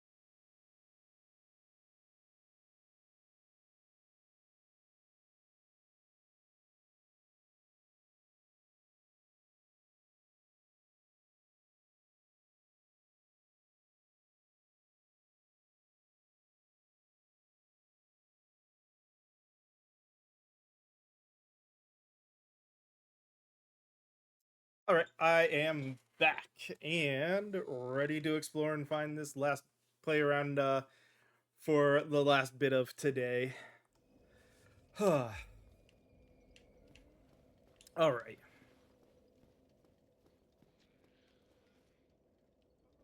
Yeah, let's at least go. I mean, there's not a lot there. Let's go grab our souls quick, though. Oh, honestly, I guess there really isn't much of a difference. Or there is enough of a difference.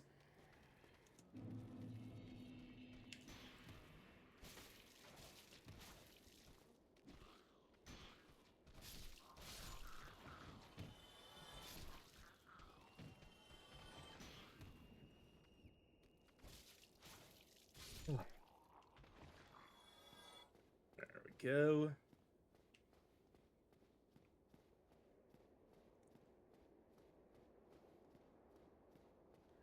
This is no, of course it's not going to call the elevator. That's just going to be our shortcut. All right.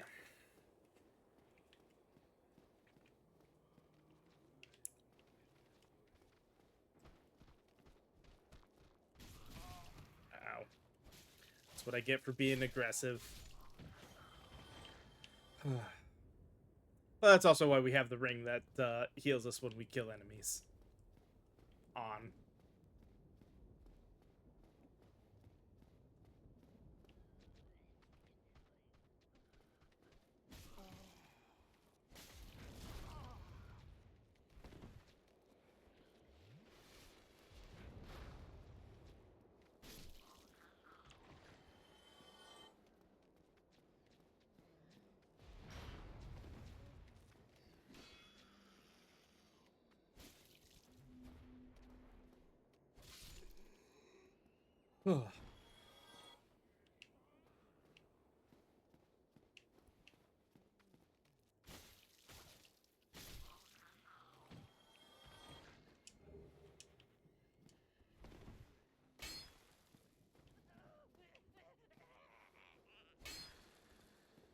It sounds like there's enemy on the other side of that wall.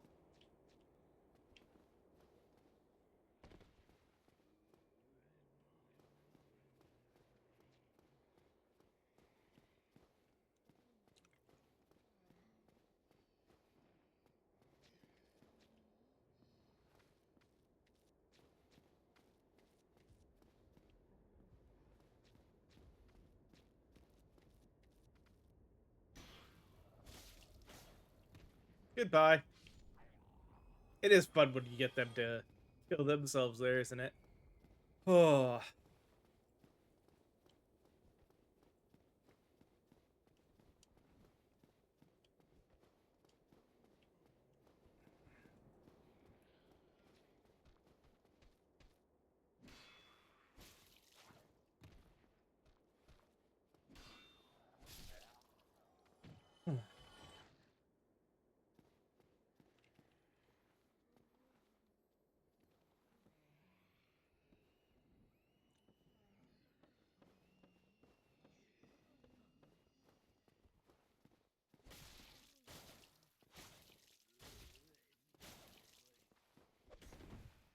I just had a feeling that the lone box on the thing here was a mimic.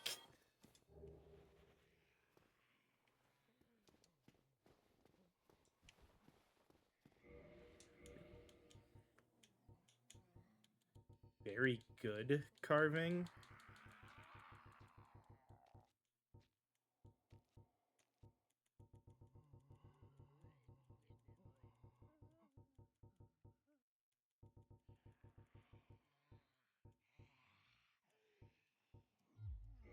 Hmm.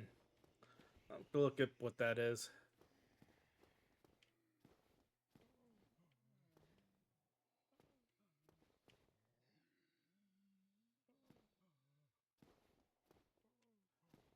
So this is starting to feel like maybe this is the way. Man, I hate when there's two ways and trying to figure out which one is the actual way forward and which is the dead end.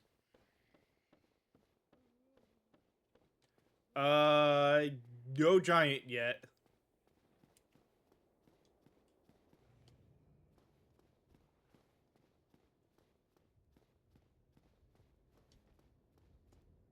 I had the locked door that I couldn't get into. Oh, yeah, no problem. We're still here going through checking two different paths. Okay, so this ends here.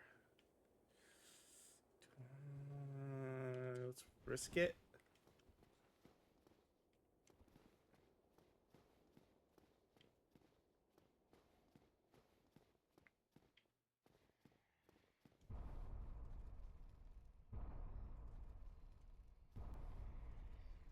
There'd be light. Yeah, I had a feeling when you said that it's like probably early still. Ow.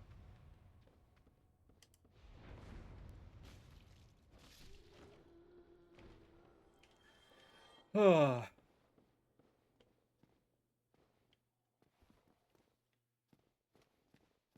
And it was this.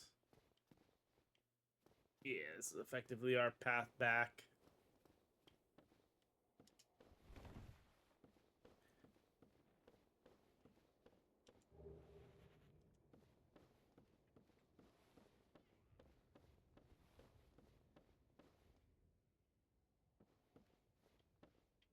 Oh, I did want to mention because this is one thing I've been trying to talk to people about because I think this is correct. I don't know exactly how true it is, though I've heard at least on some levels my thought is right about this. I keep trying to tell people pre-ordering games is good. Just, don't cancel your pre-orders. Because along the same lines as like the microtransactions and stuff like that, if you cancel a pre-order, um, all it really ends up doing is get the CEOs. Oh shit! Goodbye. I was trying to back up before it shot, and I didn't realize just how close to the edge I was. All it really does is take the high ups who want to try to um, sell the game, and it's like, oh, we pushed the game back and we lost pre-orders. Well, doesn't matter what the condition of the game is now. Release it on that next release date. You don't care for what the condition of the game is. And from what I've heard, that seems to be just about how the industry does it, is that the higher ups see pre-orders get canceled and immediately see that as signs that if they don't release the game, it's going to be bad for the company.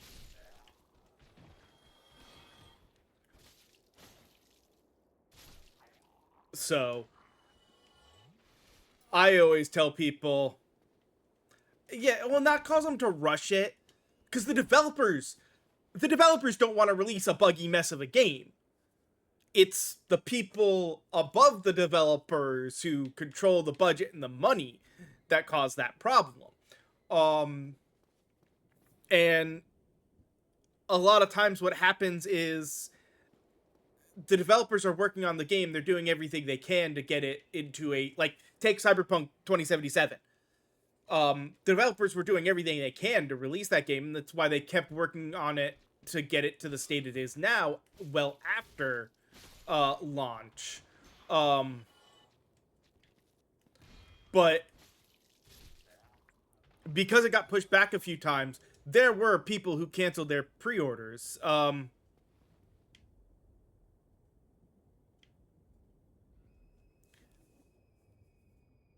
Yeah, that wouldn't surprise me. Um, but yeah, when pre-orders and stuff get canceled, what happens is the developers decide, or the publishers decide, that's going to be a loss if we let that stay. So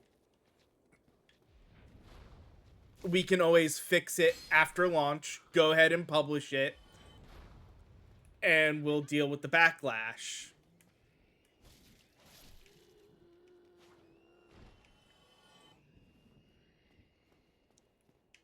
So I'm honestly of the opinion at this point, still go and pre-order games. It is still a great thing to pre-order a game. Just make sure it's a game that's part of a series or something that you know you're gonna buy it, you're gonna play it. There's nothing that's gonna stop you from doing that.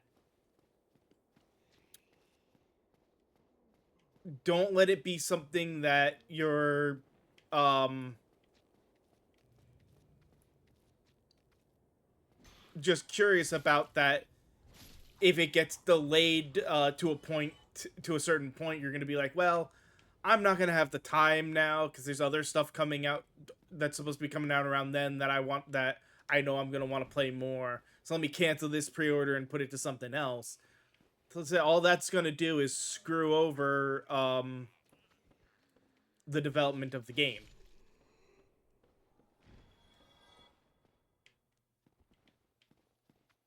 Yeah, that's right. This was the way that I.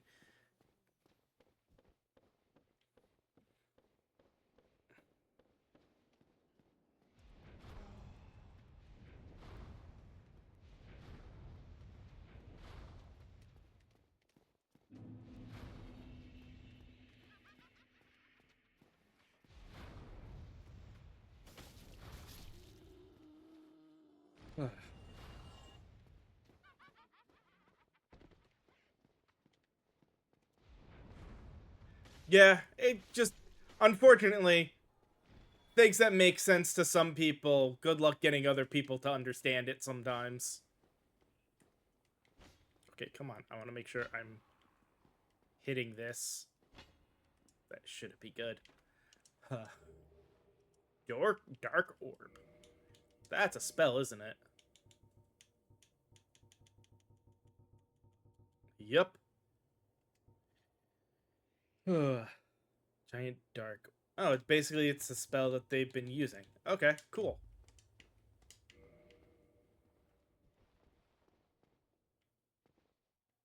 And now we've hit the dead end. All right. That's what I needed there. Potentially. I mean, it's not a guarantee that that's what causes these problems. We'll be fair. Like, have to keep in mind that it is also people making and testing these games. People make mistakes.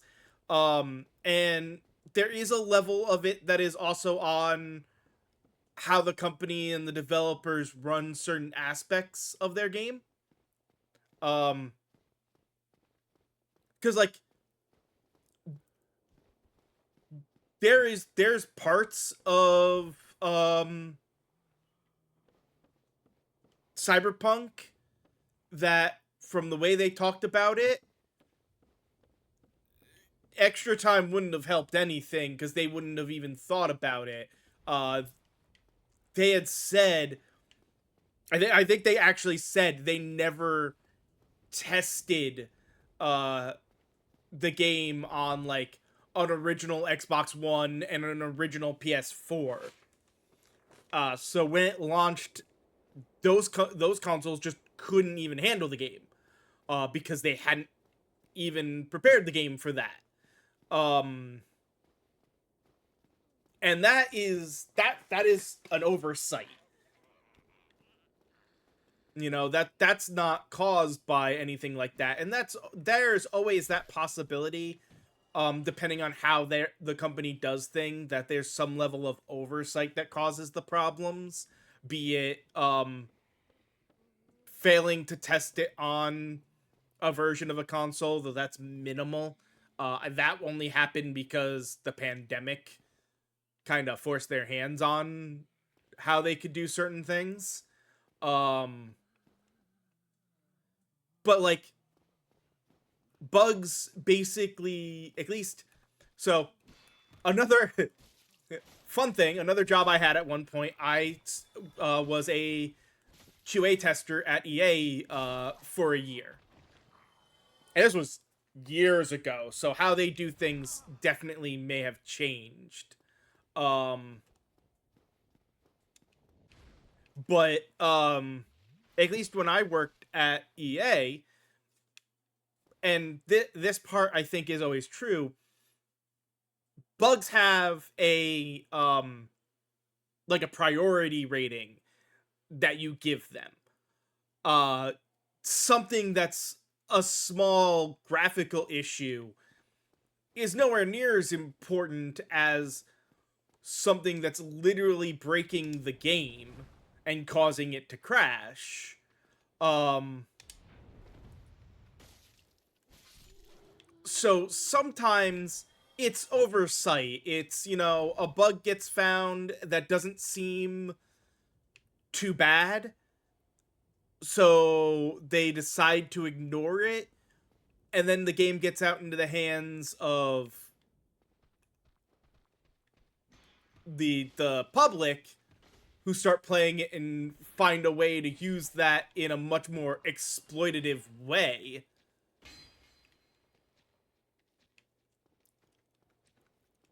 That makes them realize, or either finds a way to exploit it, or finds a way to make it actually break so much worse from like some just sheer coincidence of issues. Um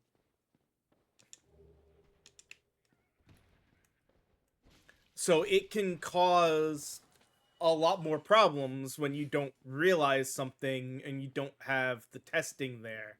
And it's not, like I said, necessarily a big issue. Uh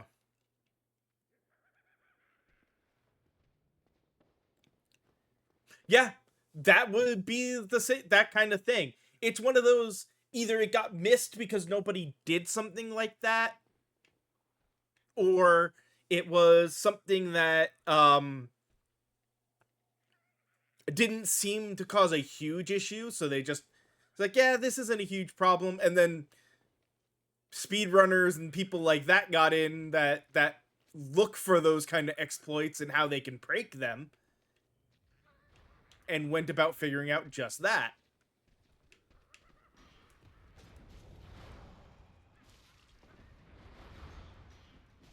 Ow, ow, ow, ow, ow, ow, ow.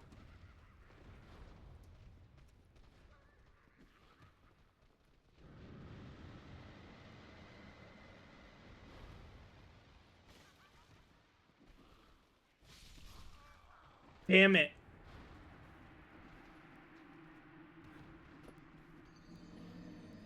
Um and yeah, like there's stupid stuff too with games. Like, so like I said, I worked at EA. And this was shortly after the 360 had come out. And one of the first games I worked on was an NCAA game. And like the bugs in that, yeah, a lot of them were stupid bugs. Um, yeah, Skyrim Alchemy exploited would also be a big one. Though, like I said, sometimes that's the kind of thing that's the kind of bug that they're like, somebody could have found, and they're like, yeah, but what's the problem that this is going to cost? And then find out, you give that into the hands of the public and they'll break the hell out of it, kind of thing. Um, but yeah, it's one of those. NCAA football, there were, you know, certain things that you could, that definitely were in there. That's like, okay, I could, you know, there was obviously going through and making sure all the teams, because we got literally told about the ridiculous number of, not just like complaint emails, but death threats that fans of a sports team would send developers at EA because their team's away uniforms socks were the wrong color.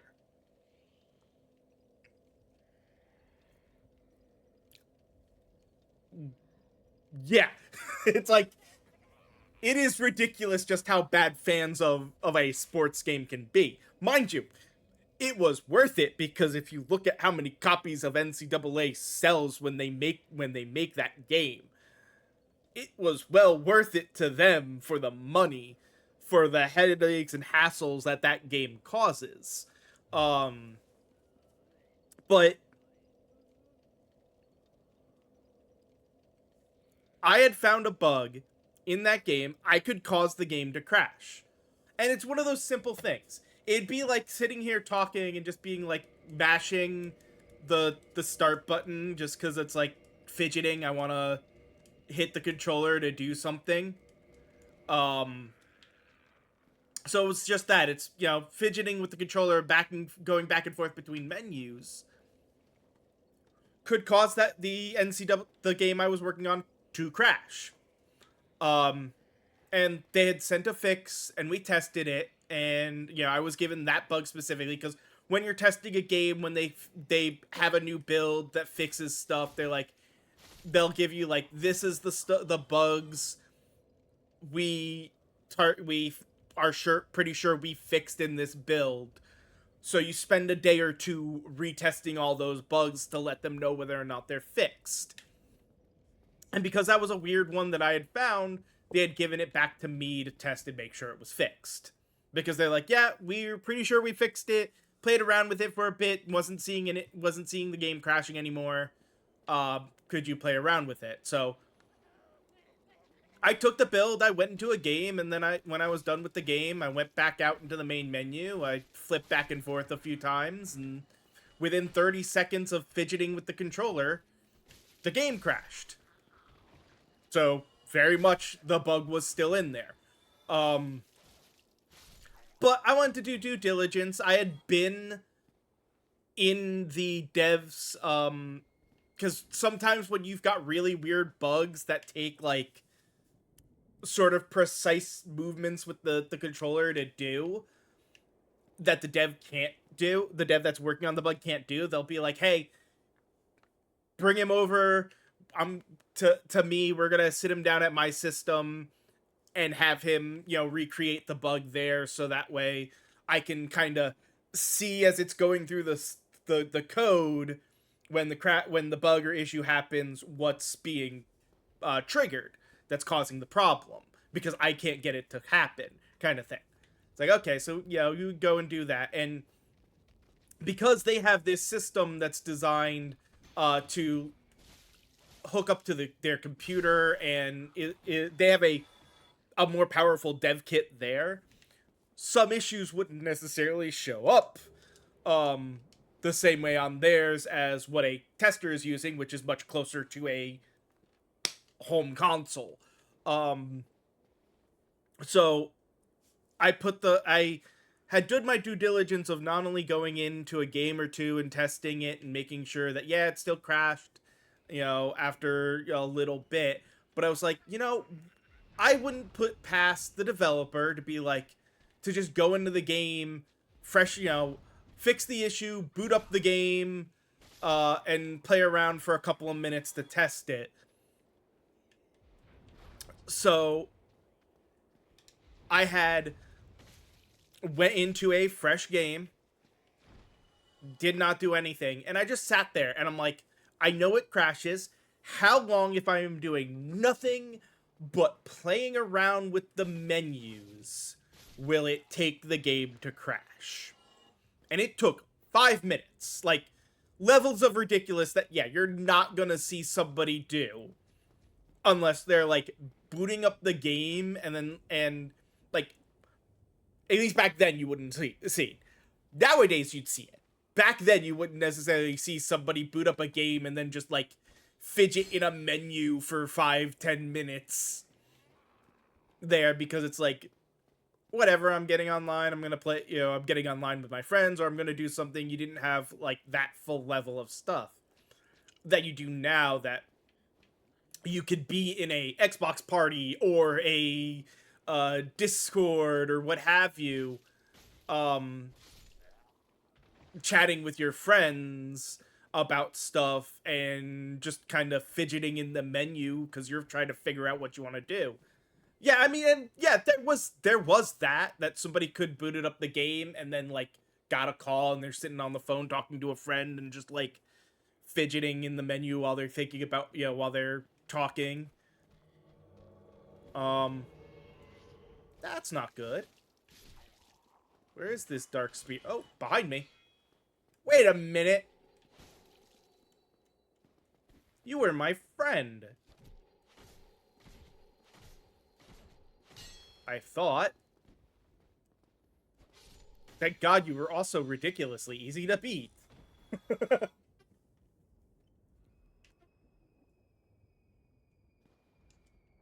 Oh, he didn't even drop anything for me. A bastard. But yeah, like I said, I went through all of that. And this was getting close to crunch time. Like the game was in beta and like getting ready to go gold and launch, and like everybody, like especially the developers, their crunch time, and this was when crunch time was very much a thing that people didn't know about, and just how annoying and horrible developers had it to working, 100+ hour weeks.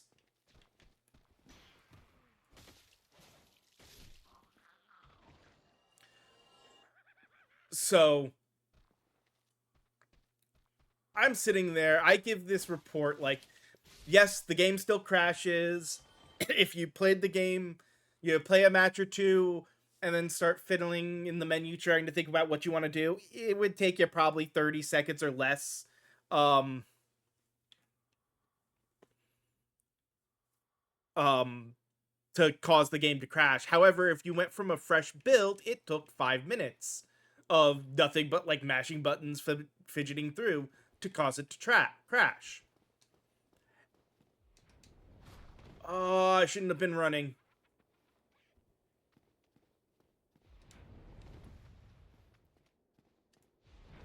But I put this note in,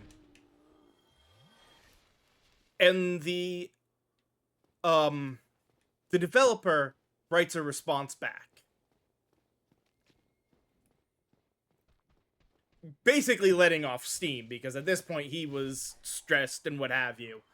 Um, Going 5 minutes, you'd have to be a fucking artard to sit there for 5 minutes, mashing the buttons. You'd have to be freaking whatever to even think about doing that, except you wouldn't be thinking about doing that because you'd be like full on tirade of, this level of kind of attack on it. And this was again the annoyance and the side of being on development versus being QA. We got told when we started working there as QA testers, don't if a developer says something, do not respond to them in any kind of way. If they say something that seems like an attack or a target or any kind of thing that makes that seems to be a problem, just go to your database manager, tell them what the bug is, show them the comment, and then go back to work or whatever. Don't respond, because the publishers care more about their developers than they do about their QA testers. At least back then. And had I like done any kind of response of anything, all that would have happened is I would have gotten fired. Um and the problem was like the way it was worded and everything, it felt like a freaking attack. Like he was less letting off steam and more attacking me and calling me those things. So I just said, so I got up, did exactly what they told me. Yeah, it is sort of that. They have been doing that, working on that game for a while, and they are overstressed and having issues and proud of it, and to have someone tell them this. And honestly, what was more annoying, I went to Full Sail for game design development. I didn't need to think about it to know that the issue that was going on was a memory leak. That the menus were not fully clearing um of information, so they were getting overloaded, and after a while it would crash the game because there was just, you know, too much info sitting there. Because typically, basically, what what a memory leak is would be like, all those memories are graphics and images and everything, and what basically would have been happening was the image was loading up, they were holding on to it for very quick reload later, but instead of pulling back that one every time they repulled that menu, it probably created a new version of it or something stupid. You know, I don't know exactly what, because it didn't work on the game myself. I don't know how they did it, but it was probably something like that. But because the systems had enough memory, you wouldn't catch it all that easily. And it just got to the point where, like I said, they did this. So I got up, I told the developer, or told the database manager, I walked away, went outside, took a break, kind of thing. And then went back to work after I had had a chance to kind of calm myself.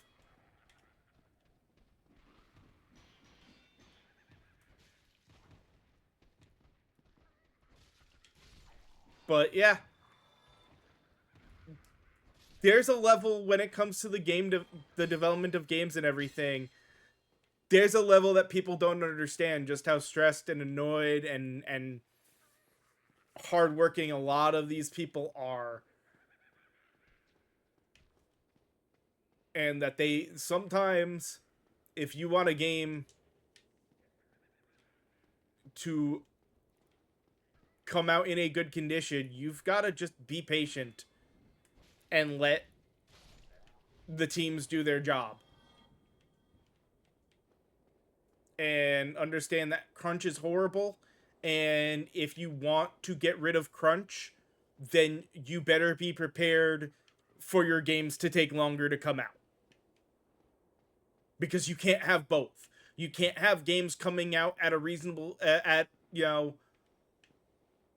a fast pace, and have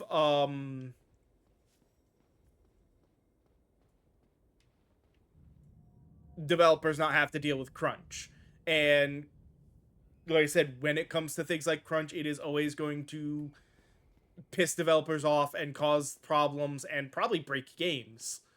Um, because when I was at Full Sail, one of my favorite things, the little song jokes that came along, was the programmer's version of 99 bottles, the 99 bugs in the code, where basically after each round you just pick a random number and say that, because fixing one bug might fix 20, or it might cause 50 more.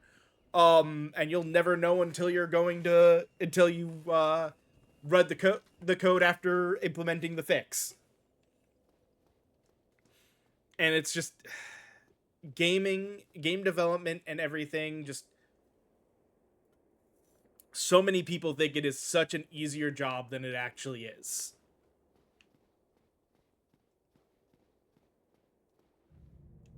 Or at least it seems that people think that.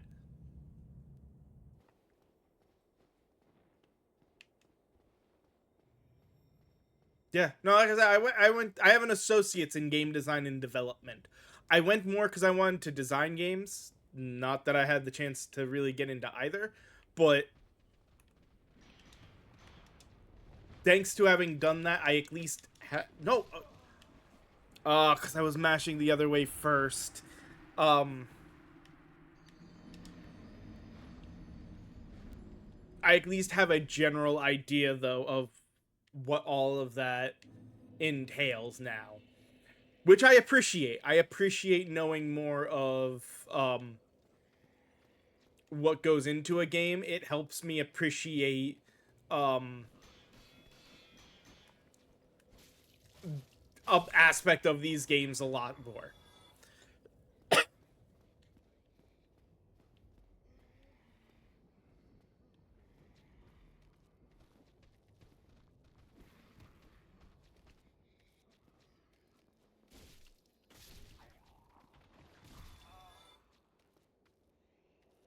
And like I do love looking through some of like the design stuff.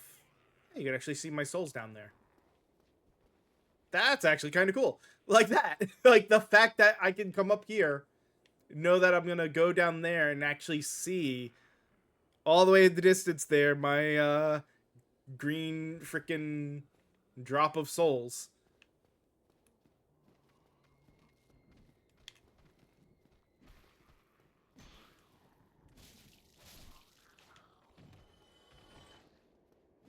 is really cool.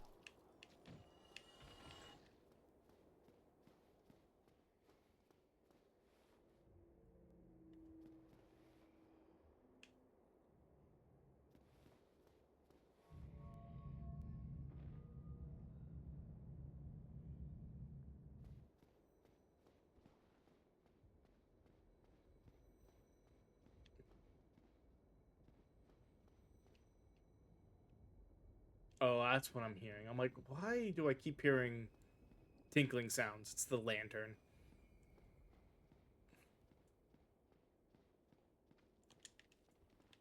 Yeah, hit retrieve. Uh, Oh, well, there goes like what 40,000 souls. That sucked.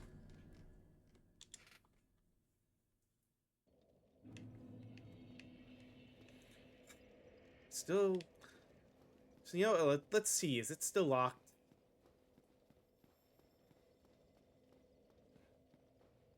My guess is I need to find a key for that door.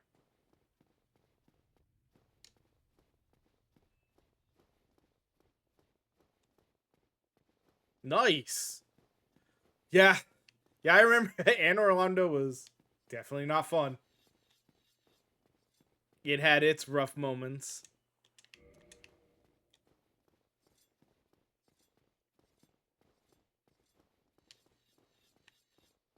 And yeah, that archer ramp, that is exactly one I can remember being very annoying because yeah, you've got to run and hope you get the one down fast enough and everything. That was definitely not great. Oh, hello. You, is that not the soul of the man who fell on this spot? He was a dear friend. I wish to pay proper respect with that soul. Would you be willing to part with it? Ooh. You know what? Yes, I'm fine with that. Thank you. You are very kind. Please take this. I no longer need it. Ooh. Dark Silver Tracer, Gold May the Tracer. Lord guide thee. May the Lord guide. That all you have to yeah, I guess that's all you May have to the say now.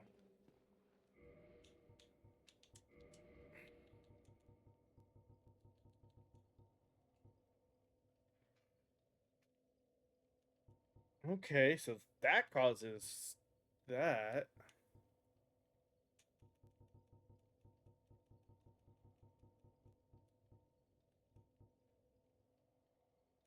Damn.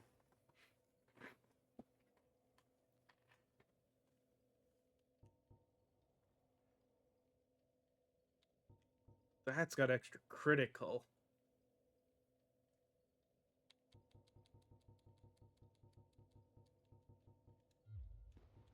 You know what? Let's see.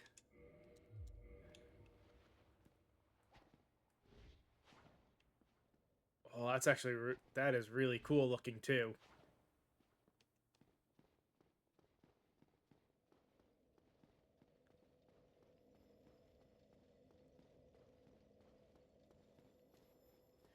What do they take to level up? Twinkling Titanite and Twinkling Titanite.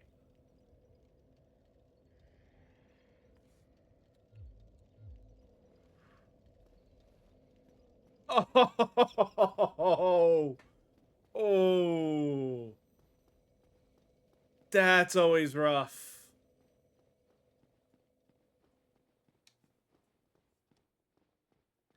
Especially if you didn't also unlock like a shortcut or something. Oh, he's still here. Oh, you have quite some nerve. Or are you just thick? Fine then. What? Did you really slay Knight Artorias? I'd heard the Abyss found him first, but even still, that's absolutely treacherous. Yes. Believe it or not, Ulyssil has brought the Abyss upon itself, fooled by that toothy serpent. They upturned the grave of primeval man and incited his, what could they have been? But to you and I, it's all ancient. You have to ask yourself. I'll be seeing you if you survive your travels. I'm guessing because I already faced that guy once that it probably has to deal with him. So yeah, I'm fine with that. Oh, you have quite fun. So, what did that giant mushroom make? Not that I care. It's not. Well, I've I've had it. Yeah, I guess he's I'll be done. seeing you if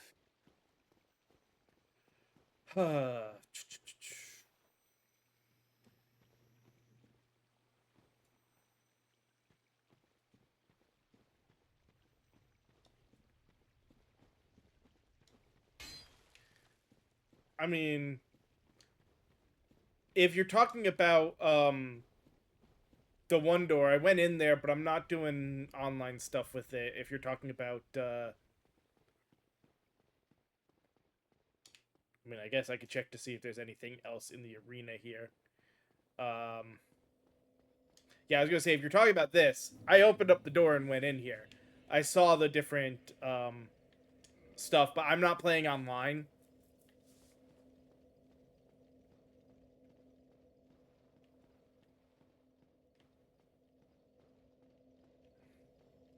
So while this was cool to find out that they had this interesting setup, it was not something wait,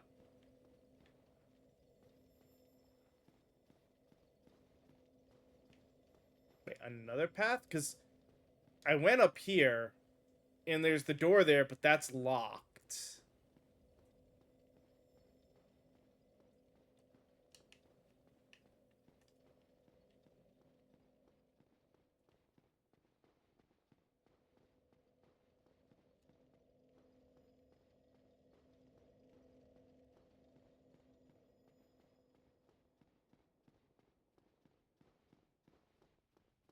Yeah. Yeah, that was the thing. It's like I want to, because obviously there is somebody in here to talk to, but he's locked.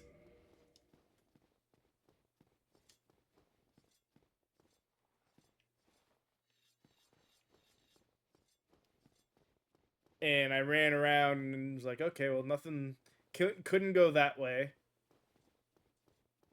Ran over here. Realized, nope, that's not gonna work, so... Figured I'd find the key at some point.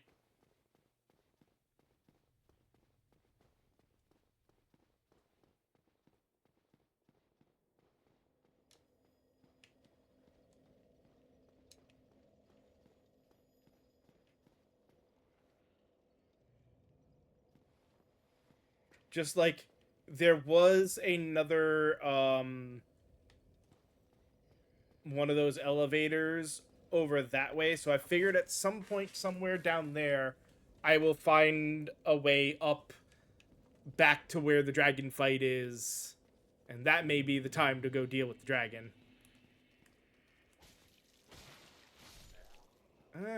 Well, it needs leveling. It's not a bad sword, though.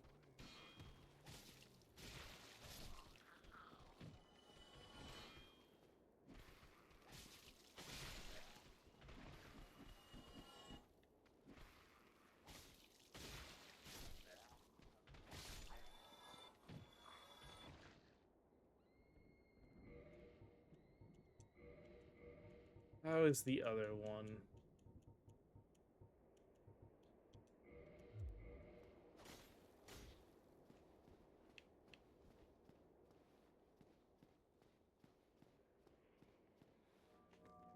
Yeah, hey, no problem. Like I said, I had a feeling it was going to be one of those sub... I knew about that door and had a feeling it was going to be something I could eventually do. I just gotta find a key.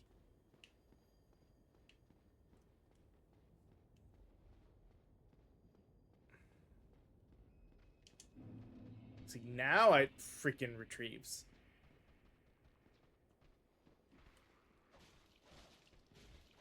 Okay, yeah, no. This one is kind of garbage. Oh, ow, ow, ow.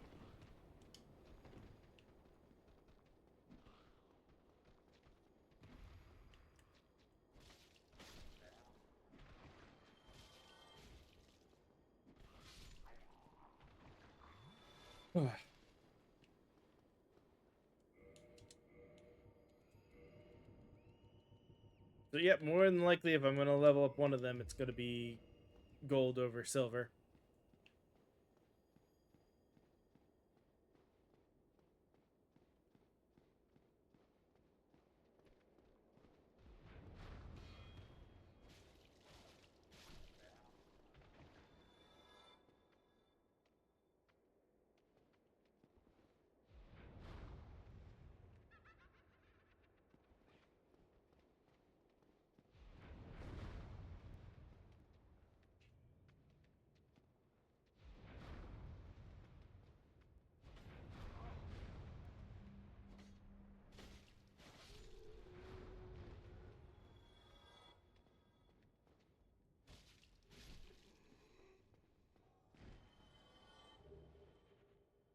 Make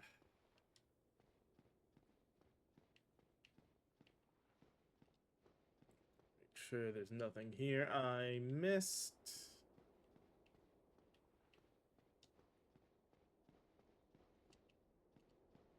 So that's honestly the other amazing thing about playing games like this is the actual like running around and exploring the places. Still easy to miss stuff because you forget a path that you decided not to take. Well, this feels like it's gonna be a thing.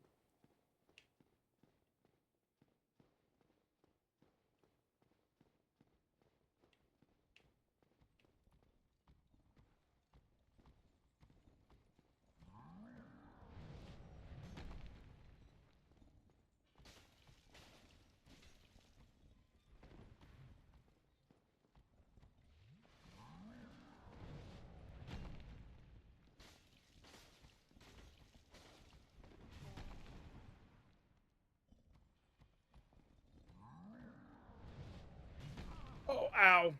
I was a little too close to him there.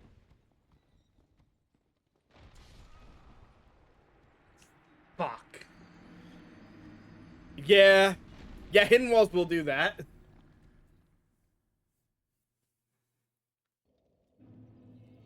especially if no one shows you, and the first one you find out about is not even in the painted world, because you don't necessarily go there if you don't find out how to go back to the asylum, but in the freaking catacombs when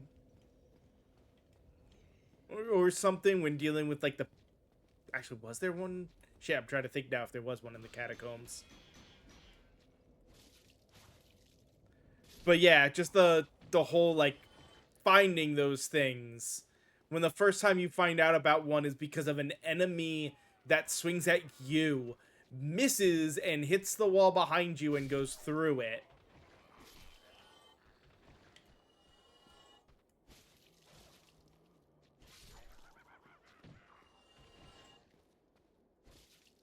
Gets you testing all the walls.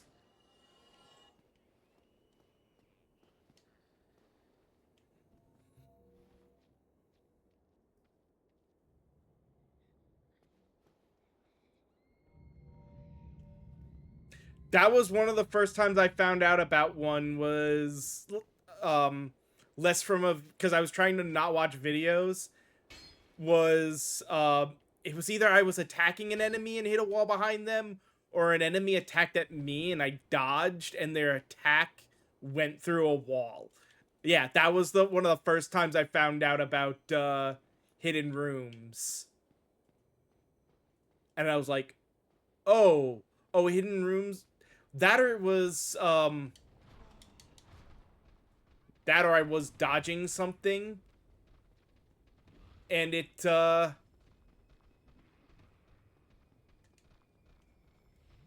caused me to roll through the floor or through the wall. That's also a possibility now that I think about it, because I know you can like dodge roll through walls. But yeah, it's one of those things that it's like unless somebody shows you, they're so easy for you to like find out in the weirdest way. From like I said, either an enemy or some kind of little roll. And you're like, wait, what?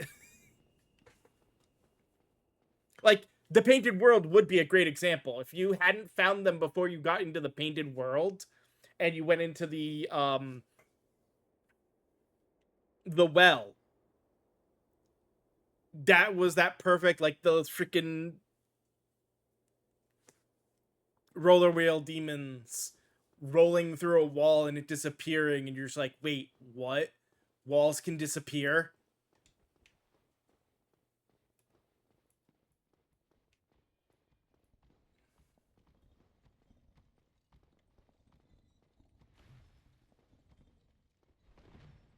Okay, that's a different pattern.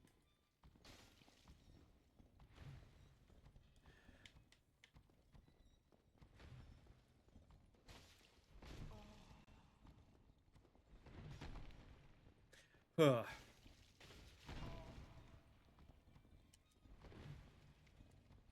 Yeah. Oh, the wagon wheel skellies were ridiculous.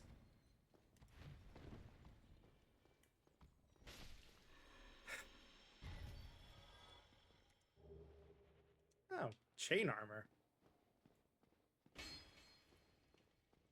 Oh, hey, yeah, I forgot about my souls. Should probably pick those up.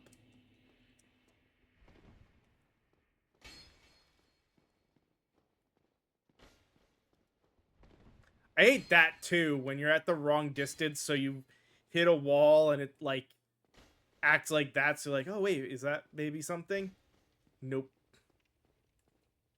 But this is definitely an area that would make me think of some kind of hidden wall somewhere.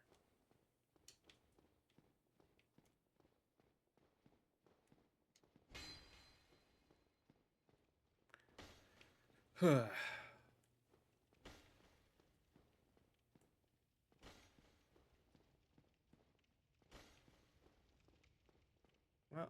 I guess not.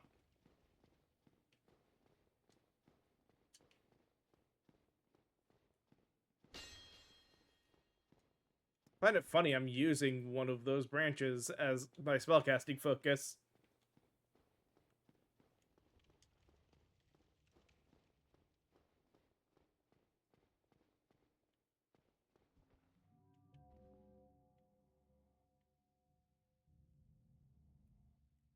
Hi, buddy.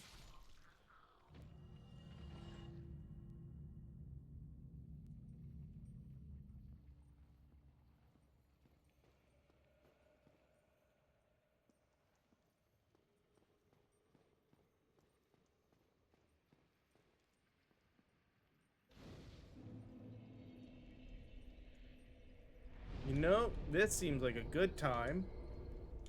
Let's switch that back out with cast light, just in case. How much easier will this be to see now? It made next to no difference.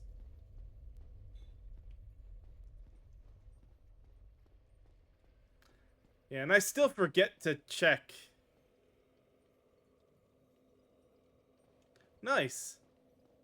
Yeah, I still forget to check things. Oh, no, I am probably going to be very happy I cast light. This is another one of those deep, dank, dark caves.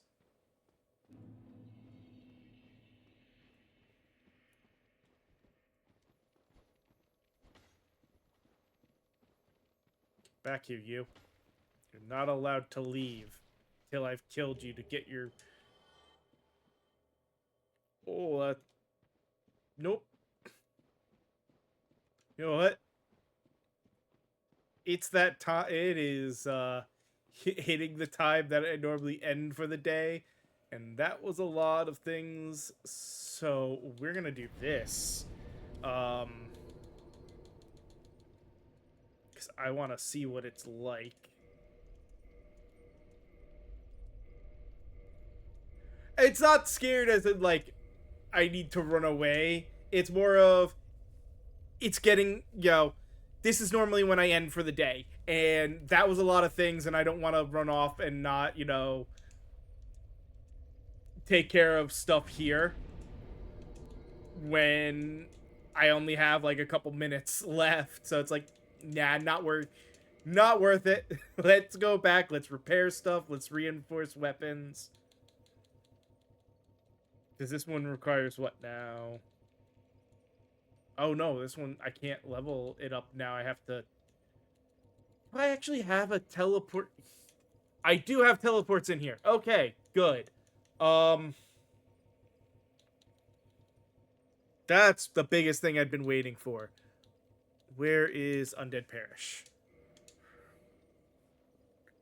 Yeah, I usually stream for about 3 hours, though starting next year, I'm gonna try to extend that further. So instead of being from 1-ish to 4-ish, I'm gonna try to start closer to noon, certain things withstanding, and try to go till closer to 6. But especially with the holidays right now, I'm just leaving it at this uh shorter streams that I've been doing. I want... Can this be done? So it doesn't show up here. I wouldn't want it as a raw, because I like that it's got the huge dex boost.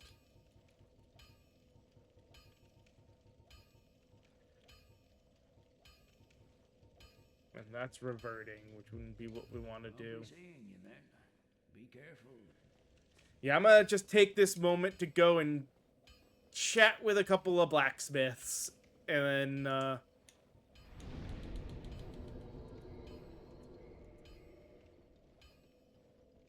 I guess once we're done with that, we'll end. But I'm glad the DLC was definitely much more than I thought it was going to be, so I've got time. I have the four Lord Souls, so I'm at the boss fight, basically the final boss fight. So I was like, let me go do the DLC to give me a little bit more time in the game. He doesn't have anything for it either. Yeah, don't get pissy with me. Just cause you're a little upset that I just came to talk to you to check something.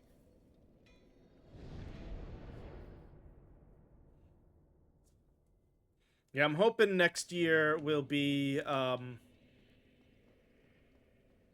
more interesting and a bigger year for all of this stuff. Um, and I do a variety of stuff just to let you know. So like the Souls games, that's my Monday Tuesday stream. Um, Wednesday Thursday right now, I actually started up a playthrough of all of the Sword Art Online games. Um, so that's what gets relegated to that stream.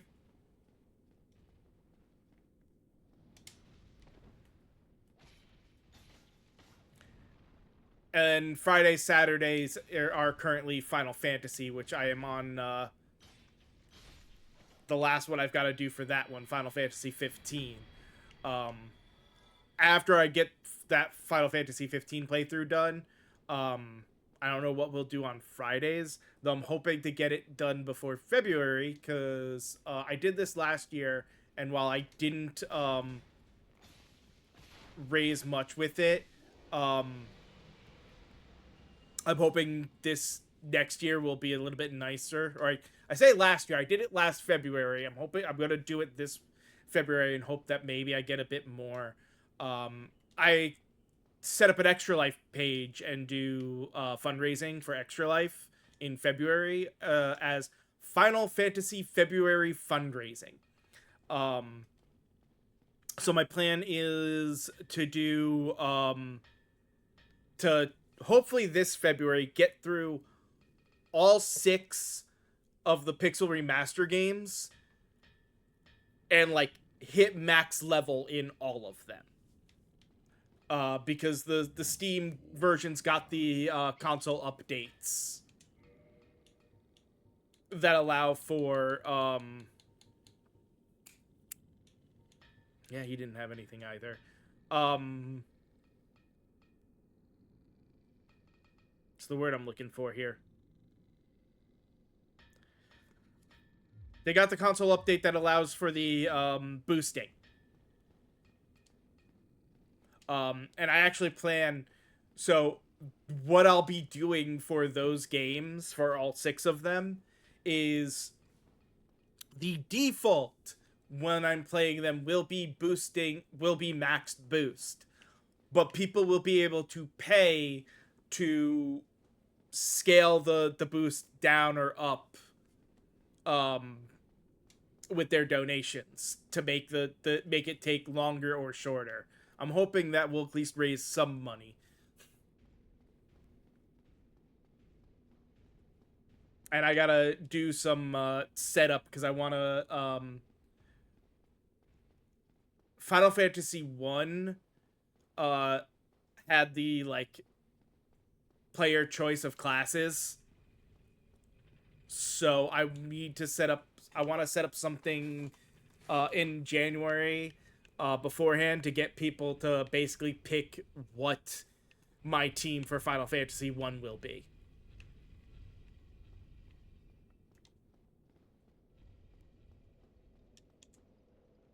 Alright, let us... Oh, hey, that should be right there then, yes?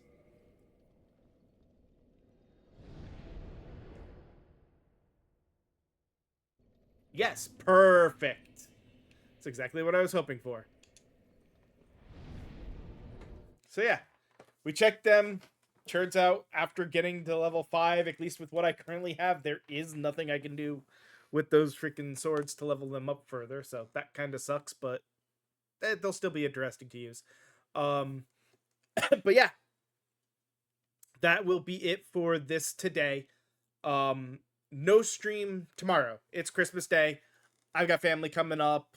It's a good day to just relax and chill and everything. So that is what I will be doing tomorrow for myself. But Thursday, I will be back on with, like I said, Sword Art Online, Hollow Fragment, because I actually have access to all of the Sword Art Online games thanks to PlayStation. So I'll be playing through all of basically all of them except the most recent one on there.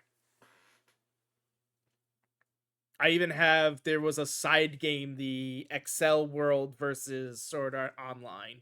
I even have that one picked up to do. So we've got a little bit of time with that series. Um, but thank you for watching. It was great having this conversation.